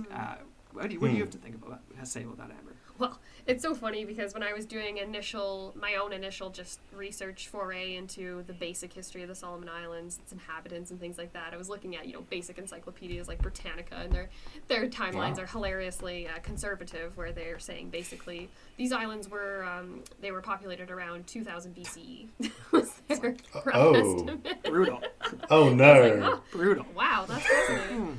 But then just speaking to further back in their own origin stories, in the words of these locals, and how in their minds they came from the islands, the centers of the islands themselves, versus having this this migrational sort of origin story, that to me speaks to something that is way further, like more so in according to what the timeline that you just spoke to. Yeah. That's my initial thoughts, though. Like, obviously, not They're an expert emerging on this, from the center. They were there I for think that's tens of absolutely thousands of fascinating. years, and that's so cool. Just the idea, yeah. It's almost like. Sorry, go on, Nick. No, I was just gonna say it's like their personal mythology is almost unwittingly corroborated with the idea of there having been a pre-Homo sapien population living in the centers, and the idea that they came from the centers is a combination of Homo sapien arrivals on the islands about 40,000 years ago, combined with this other Homo population living in the interiors, descended from potentially Erectus, or it could be from any of the other Homo sapien groups. 50,000 sapiens, no, Homo groups. I'm sorry, Homo groups. Sapiens are us. Nothing else is sapiens. Yes. Because of 50,000 years ago, there were at least 6 different species of human living across the world. And that's not all that long ago. And it's only thanks to possibly one of the largest acts of genocide that humans are the only species of humans left, that Homo sapiens are all that's left of the human species. Because you don't get that with other animals. You get different species of gazelle and bears. It is an aberration that Homo sapiens, are the only ones of the genus Homo. But they were not historically. But wherever sapiens arrived, other species would go extinct or vanish or move out shortly afterwards. But just because that happens so often, that doesn't mean that was the only thing that ever resulted from human interactions with a preceding human species. Right. And maybe the Solomon Islands are different. And they, I mean, even you said they are already in a lot of ways, like unrelated to what we're talking about, but just in terms of the waters around them and stuff like that. Like it's a pretty unique little end of that line stretching all the way over to, you know, into Indonesia and whatever, right? It's and the Kakamora especially are fascinating to me. The idea if we can come back from like, okay, maybe things weren't 10 to 15 feet tall, these are exaggerated stories, but maybe there is something in the jungles that are much more like the Kakamora. And are these things connected to, like you've brought up this whole the lineage and the story of ancient humans that would end up being smaller in stature, like Homo floresiensis, that would look a lot like the Kakamora, that would be slightly smaller in stature, but would have had the ability to interbreed tens of thousands of years ago with other early, slightly different human populations on the island. That sort of seems to be adding up to me a little bit.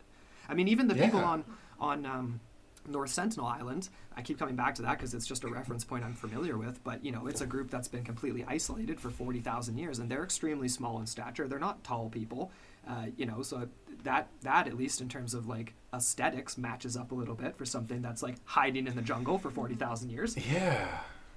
That's amazing. It's providing more evidence from other islands of a continuing theme of a potential relic species or species. I mean, I think we need to go back. You need to go back and bring us with you. That's for sure. Because I want to go to the. Yes. I want to find some of these caves and do a little bit of. I'd love to go into these caves. Apparently, these caves are full of giant stone tools as well. But again, the only photos I saw of these stone tools were not photos from the Solomon Islands, but were just photos of prehistoric stone tools.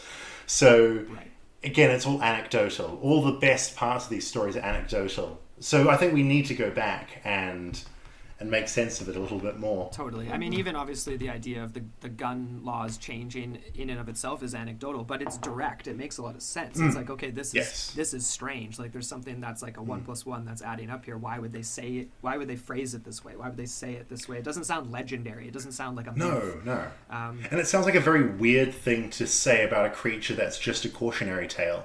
Right. If it's a cautionary tale monster, then why did their numbers decline when hunting with guns was more prevalent? That doesn't really add up. And I don't think I don't think we mentioned it too. The idea of the giants being shot at by the Japanese soldiers and the bullets not having any effect on them, whereas obviously the Kakamora is the opposite. They're much more of a flesh and blood entity, if you will, not this monstrous mythological thing that can't be brought down with bullets, as you kind of phrased it in your article. It's like just classic story, right? Like it can't be brought down. Yeah.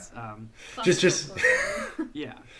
Yeah. It wouldn't be a monster if you could just kill it with a gun, but Kakamora you can apparently. I do feel with the giants, if the giants say are the adults of a species of hominin or hominid, and if they did encounter the Japanese and you shot it at them in the dark and you weren't entirely sure if your bullets were landing or not, but you saw these big hairy things that really gave you a fright, when you're later telling that story, you will say, and my bullets had no effect on them, rather than I missed a bunch because I was scared and it was dark.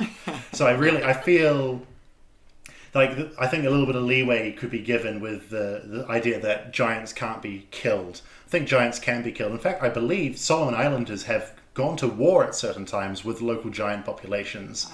And then also they had, in fact, there was one story, which I don't mention in my article, but it did pop up, where there was an ongoing conflict between giants in a local village. And in the end, they actually had a priest arbitrate a peace treaty between the two warring factions.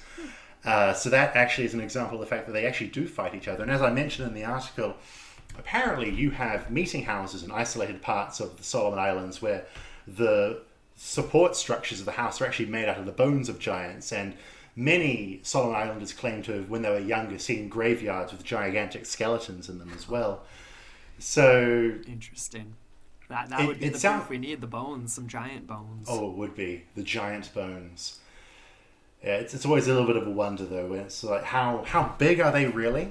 I mean, the Kakamora, I think if there is something out there, we'll be leaning more towards them being Kakamora, whose size is inflated through storytelling. The largest giants are probably no larger than humans. Although, to be honest, Homo erectus was larger, and Neanderthals too were larger than humans. So if this is a descendant of another human group, then they could very well be larger. Not 15 feet larger, but they could be larger. Yeah, 15 feet might be pushing it a little bit. I mean, I think we're kind of coming down to the end here as far as questions and kind of going through the story. But I know I had one thing I wanted to finish off with. But Amber, did you have any final questions or thoughts or anything? Oh gosh, I'm still just kind of like ruminating over everything. I know, right? Yeah, no, go ahead first. Sure. I mean, not obviously. I mean, it's Into the Portal. We go pretty crazy on this show. I seem to lean towards lots of things that are very difficult to corroborate, such as like whatever interdimensional type things and stuff like that, because I want to believe. I'm Fox Mulder. I want to believe. But I couldn't finish this off without coming back to the Hollow Earth ideas, because I know that people will be asking about that when we release this. So I just wanted to float that out to you, because it is so fascinating, the idea of like how deep or how far these limestone tunnels could go and what could actually be hiding in them potentially.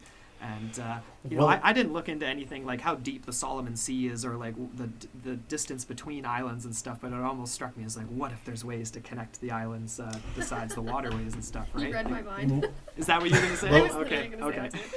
Well, you'll both be very pleased to hear that Malatia and Guadalcanal, which both sport the most Kakamora and giant sightings, both the nearest islands to each other. And also they both have extensive limestone karstic systems, and there is a common belief that the tunnels do connect under the sea between the two islands. Interesting. No geological evidence, however, but there is a common understanding that the tunnels do connect. Very, very cool. As far as a Jules Vernean Hollow Earth, I can't tell you one way or the other, having not looked into that myself. You know, and us too, really. We just like to bring it up because everyone always brings it up with us. But the fact that there's tunnels in and of itself is just enough of a tidbit for people to just go down the rabbit hole. So when we get a chance to go to the Solomon Islands together, we'll send a drone down somewhere or something cool. Oh, well, we'll see how far down we can go. That sounds like fun.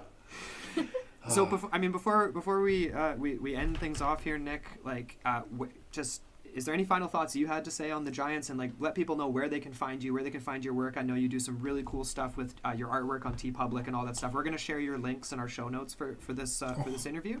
But I mean, tell all the listeners about what you do and where they can find you. Amazing. Well, thank you so much.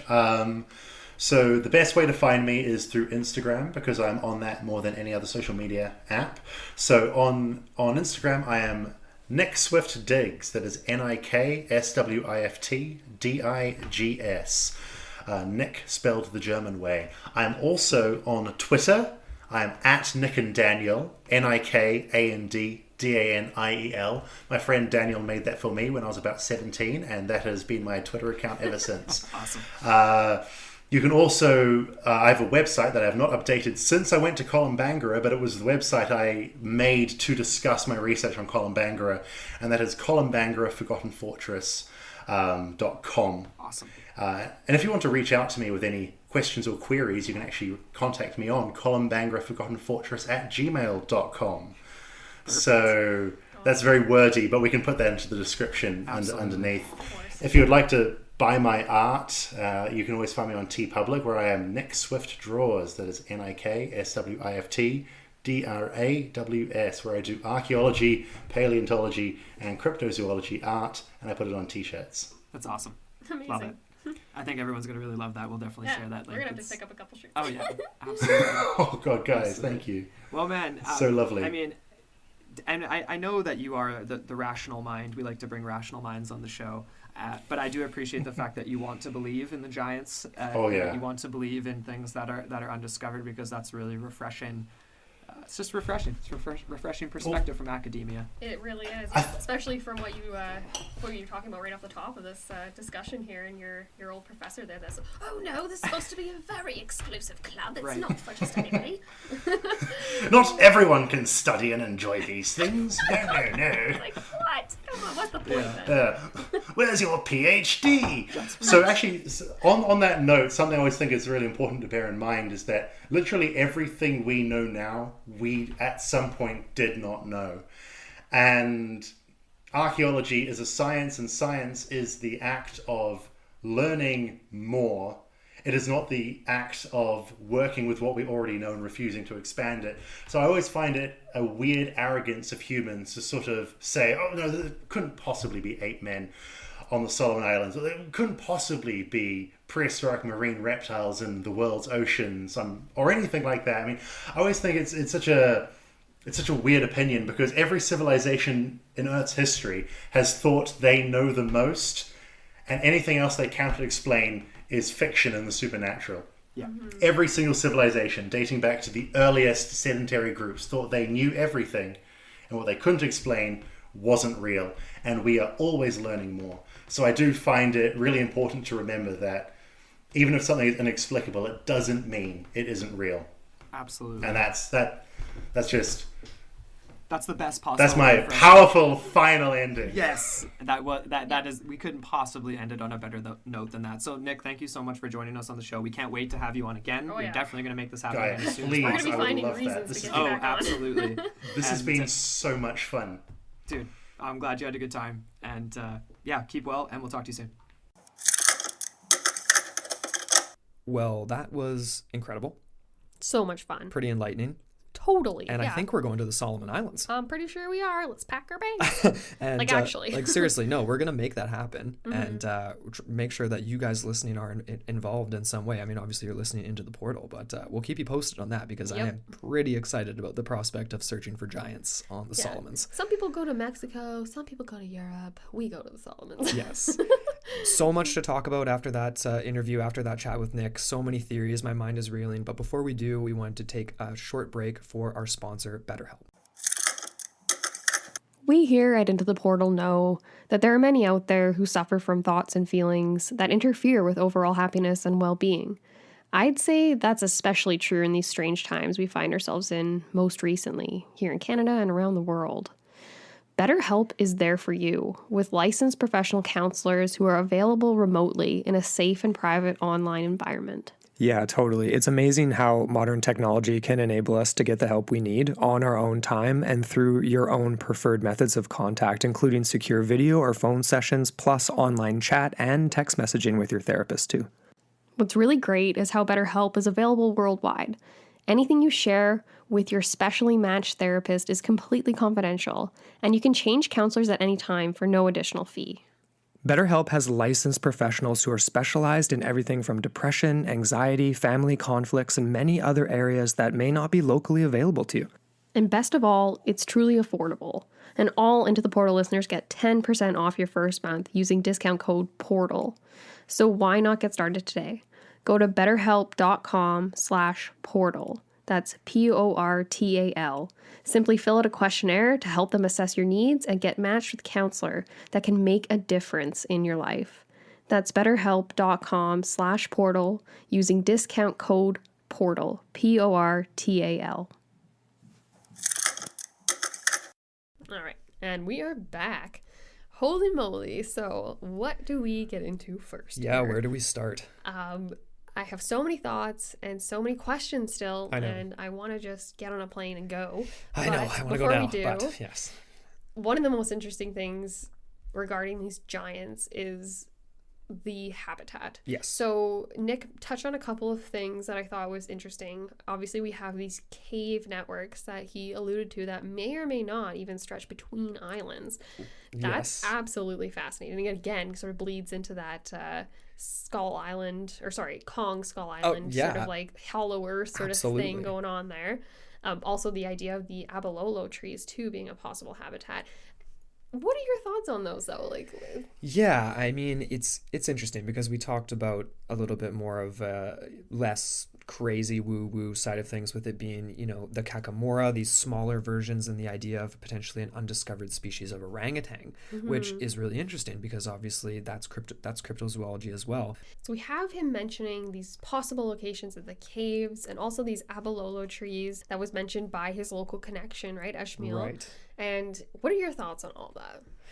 Well, I found it interesting that he said that he couldn't really spot any trees like that from where he was specifically, but then also, didn't obviously traverse everywhere on the islands. And even though these islands are so small, like we've said, there's obviously these really remote pockets. So I think maybe, that's interesting. The idea of something dwelling in a tree like that leans a little bit more towards the idea of like undiscovered species of orangutan, or maybe still something kind of like the Kakamora or the orang pendek type of small human type thing. But I like to think, I mean, for me, at least in terms of going to search for something, we might find a tree like that and that would be great. And then we can talk about that. But I would like to investigate the caves because that's where evidence might actually be. Yeah. Like stone tools that are massive, or maybe actually venturing into one of these cave systems. Bones, perhaps. Massive bones, exactly. Yeah. The one thing I would say, too, as far as, possible evidence and things like that, like in these caves or in the surrounds near them, because obviously we're dealing with an area with a lot of rainfall and a lot of moisture, so there's a lot of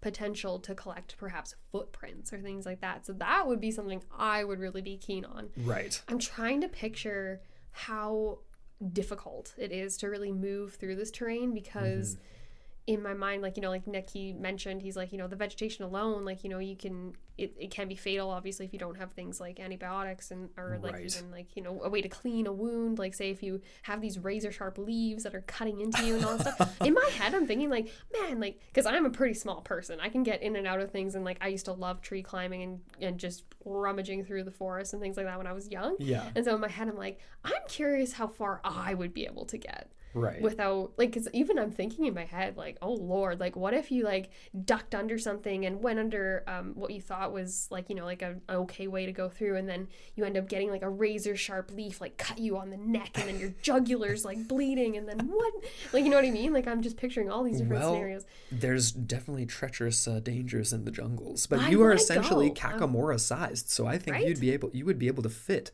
if we are going with the smaller stature of things, and that maybe this is blown out of proportion, that they're not actually giants, but smaller cryptids that have been blown out of proportion, seen as larger by potentially the Japanese, seen as larger by the locals, or what have you.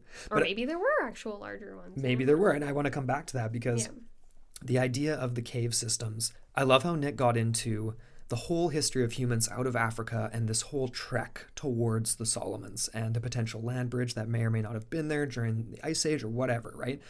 It's absolutely fascinating because then when we take that and we put it beside the legends of the Solomon Islanders, thinking that their ancestors originated from inside the islands, from the center of the islands, it makes me almost think that something ancient went there, ancient peoples went there, cavemen existed. That's like the classic stereotype of like Neanderthal, right? Living in caves. Yeah. And then we have this still very ancient history of an exodus from the caves and then to the outer to an evolution to doing other things besides living in caves. And maybe that is the source of the idea of giants, and Ishmael talking about his great grandfather being one of these giants, possibly a relic human. That is all absolutely fascinating. That's a great point you bring up, because I'm picturing now, because Nick extended that timeline of human migration significantly, right? Providing at least, was it 2 or 3 windows of potential human migrations where they could have ended up in this area. And actually, that's a great point you make, because obviously periods of glaciation have occurred like numerous times in human history, and I would have to go back and look at the numbers just to get my timeline straight, but I'm thinking that makes sense as far as like a people's origin stories of coming out of the caves, because perhaps they were holed up in there during an ice age that happened after they had migrated from a previous ice age. Maybe. And they were holing up in there until everything got warmed and thawed again, and then boom, there you go. And that's how they start to spread out from the safety of these caves into the surrounding jungles. That makes a lot of sense. And obviously this is all very hypothetical, but holy moly, right? Like the possibilities for that like are there. Just thinking about the potential of that and just picturing that, like to be a fly on the wall in the ancient past and see like how that actually went down is so interesting to think. Because there is quite a bit of history, right? There's so many tools. I think we should get into the tools and these supposed weapons that Ishmael brought up. He has his own relic from his family. But the idea that the history goes so far and that they're finding stone age tools in these caves, perhaps not of giant size like Nick alluded to, like, sometimes there's exaggeration, but it does speak to a very long history of people being there. Absolutely. Or people that maybe aren't even Homo sapiens. Maybe not. I think that's a perfect segue. Let's get into that, because obviously part of the story of these attacks on the Japanese were that these creatures were wielding immense weapons, these massive stone clubs, brandishing crude weapons you would expect from when we're picturing relic humans. And Nick shared a photo with us of the stone club that Ishmael had from his ancestor. And it was really interesting. It was tough to gauge perspective. It was leaned up against the wall, as he described, which did show it was obviously very large. It was large. You do have the size comparison with that cord, that like cable that was there. So I would say it's probably about the size of a human head. Maybe, yeah. I have honestly thought maybe even a little bigger than that, like a little bit, like double the size of a football, maybe. Man, it's got to be bigger than that, though. And we're only seeing it from one angle, right? So we don't know how the actual depth of it. And also, it's like we were talking about this before recording as well. Is like, is this just the top of a club? Like it looks, it's got to be bigger than that. It's got to be bigger than a human head. Like that's like the size of a mate. Unless you have massive hands, obviously. I'm thinking it's more like the size of a human torso is what it looked like to me. Oh, really? I didn't think it was that big, but maybe we should post it in our Facebook group and people can speculate on it. Yeah, we'll get Nick's permission before we do that, but of course, and for sure. I mean, but it is interesting though, because obviously there's comparable, I guess, hairy hominids that also use tools, or were also said to like use weapons against people. And I keep coming back to Orang Pendek, but it's something we've covered on the show. And the locals there, claimed that there obviously was stealing from farms and stuff, but also would have like weapons like spears and or other tools and things that it would use to and display intimidation tactics like the tree branch snapping and things like that. Exactly.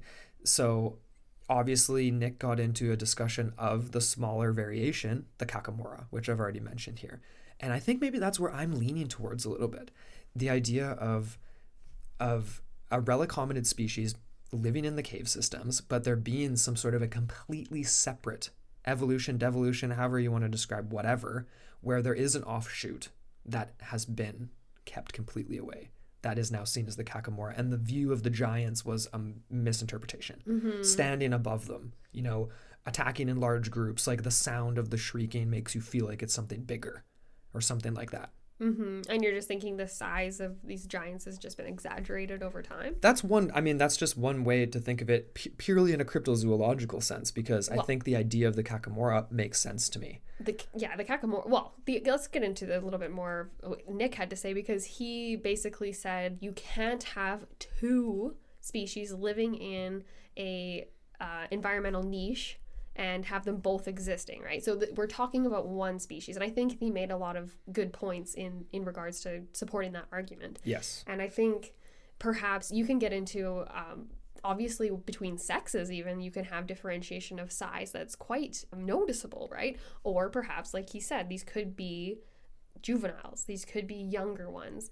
And of course, like that 10 to 15 feet, that could be a gross exaggeration, right? Simply because of perhaps the witness was ambushed from above, you know what I mean? So maybe the size is just, and of course, like Nick said, right, you're not going to describe something that absolutely terrified you as being like something that was up to your waist or something, or you know what I mean? Also, I made this, we were talking about this as well, and we mentioned like, comparisons to Sasquatch or like larger bipedal hominids in other places in the world, and it makes sense to me that there would be smaller versions of this in smaller tropical environments, right? You're like a 7 foot tall plus thick hairy thing living in the Pacific Northwest. That makes sense to survive.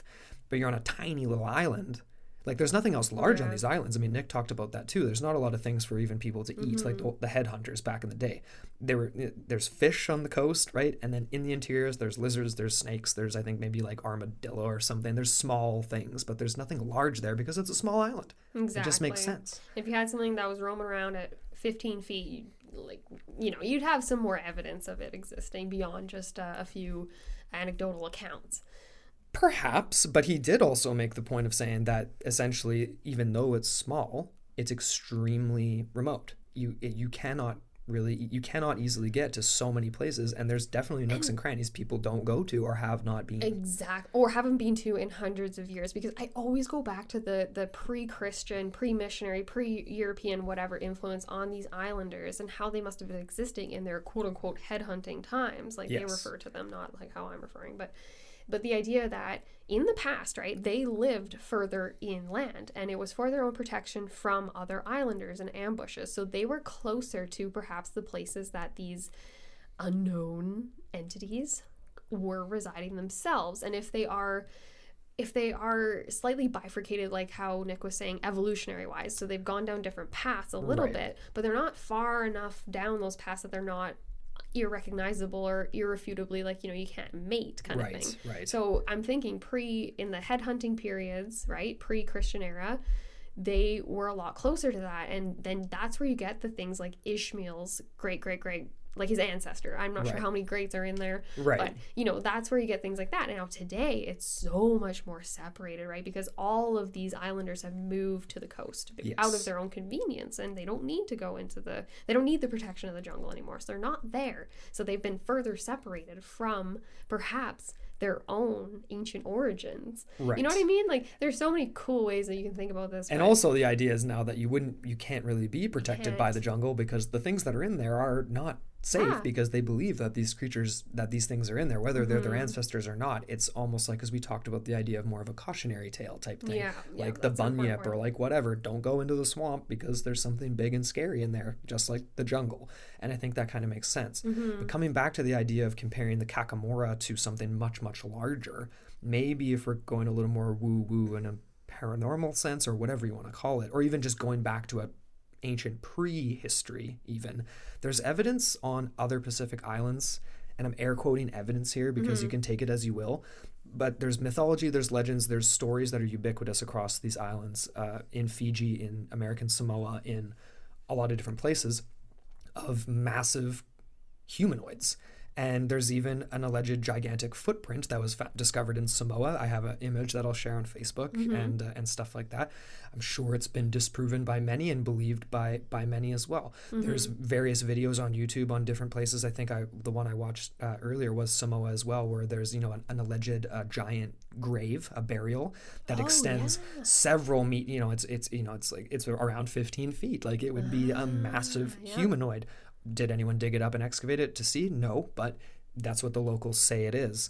And I find that to be really interesting because it's like there is this humans keep these memories, right? Like through oral tradition, through thousands and thousands of years. And yes, it could be linked to relic hominids and an exodus from cave systems. It could also be something we're not even really sure of. And if you want to get into the whole Smithsonian hiding giant bones controversy, like there's a lot of people that believe that's a thing and that there actually is an alternate timeline of human history possibly, or just things in the cracks and crevices that people don't want to admit to. We talked about that a little bit with Nick too. Kind of mess up that nice linear timeline. Exactly. Yeah. No, that's an important point to make.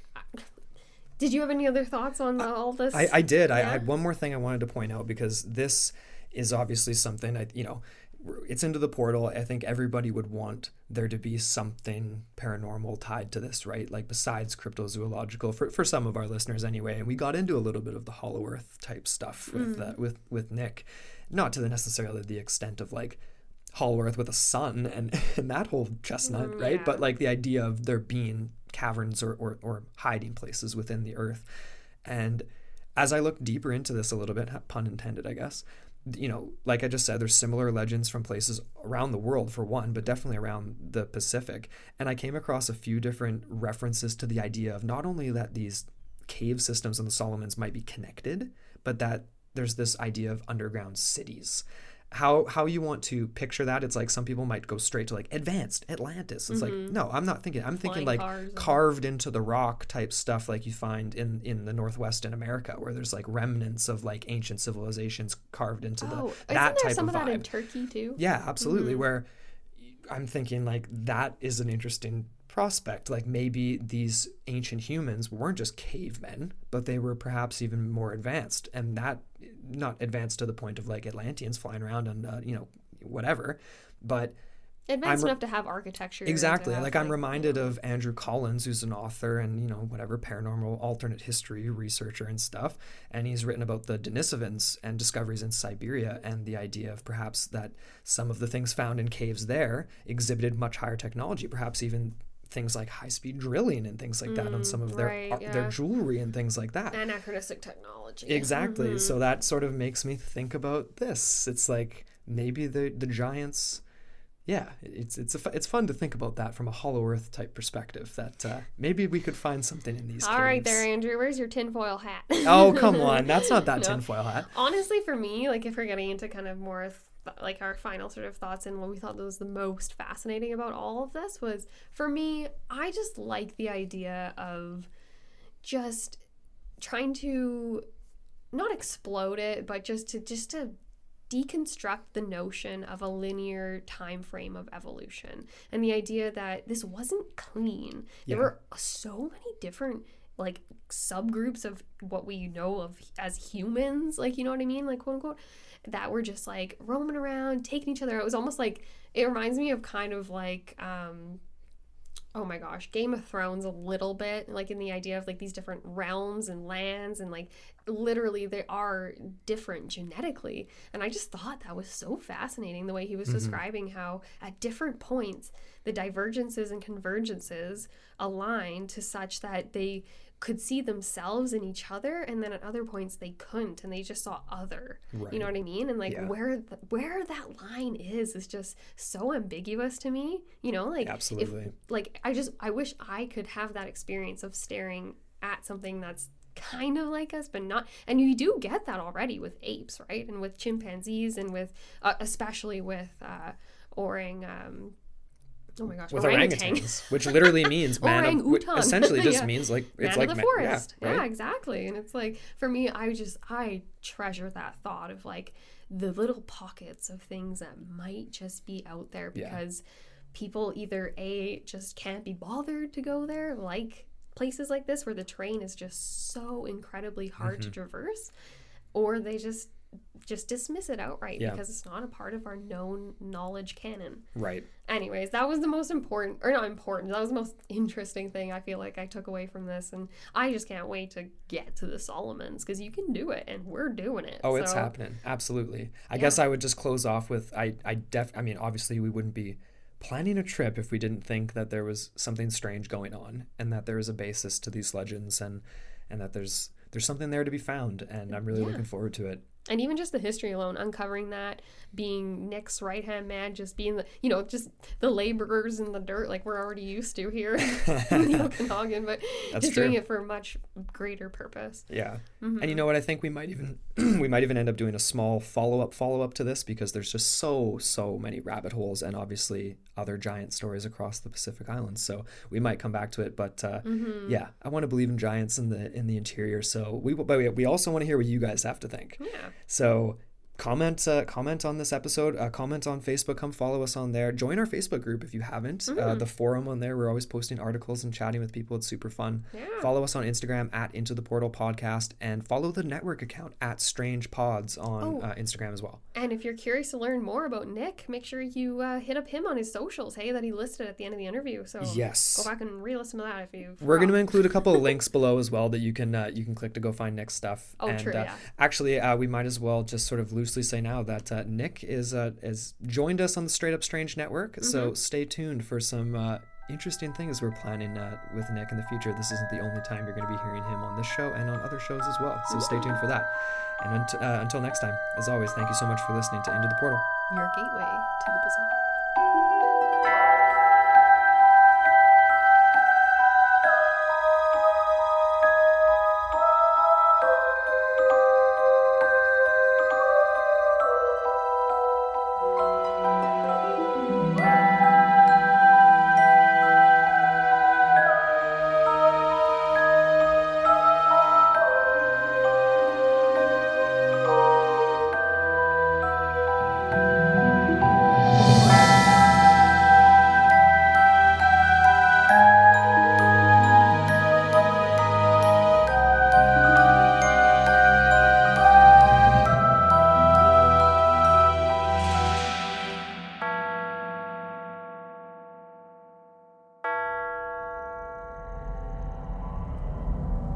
This podcast is a part of Straight Up Strange Productions.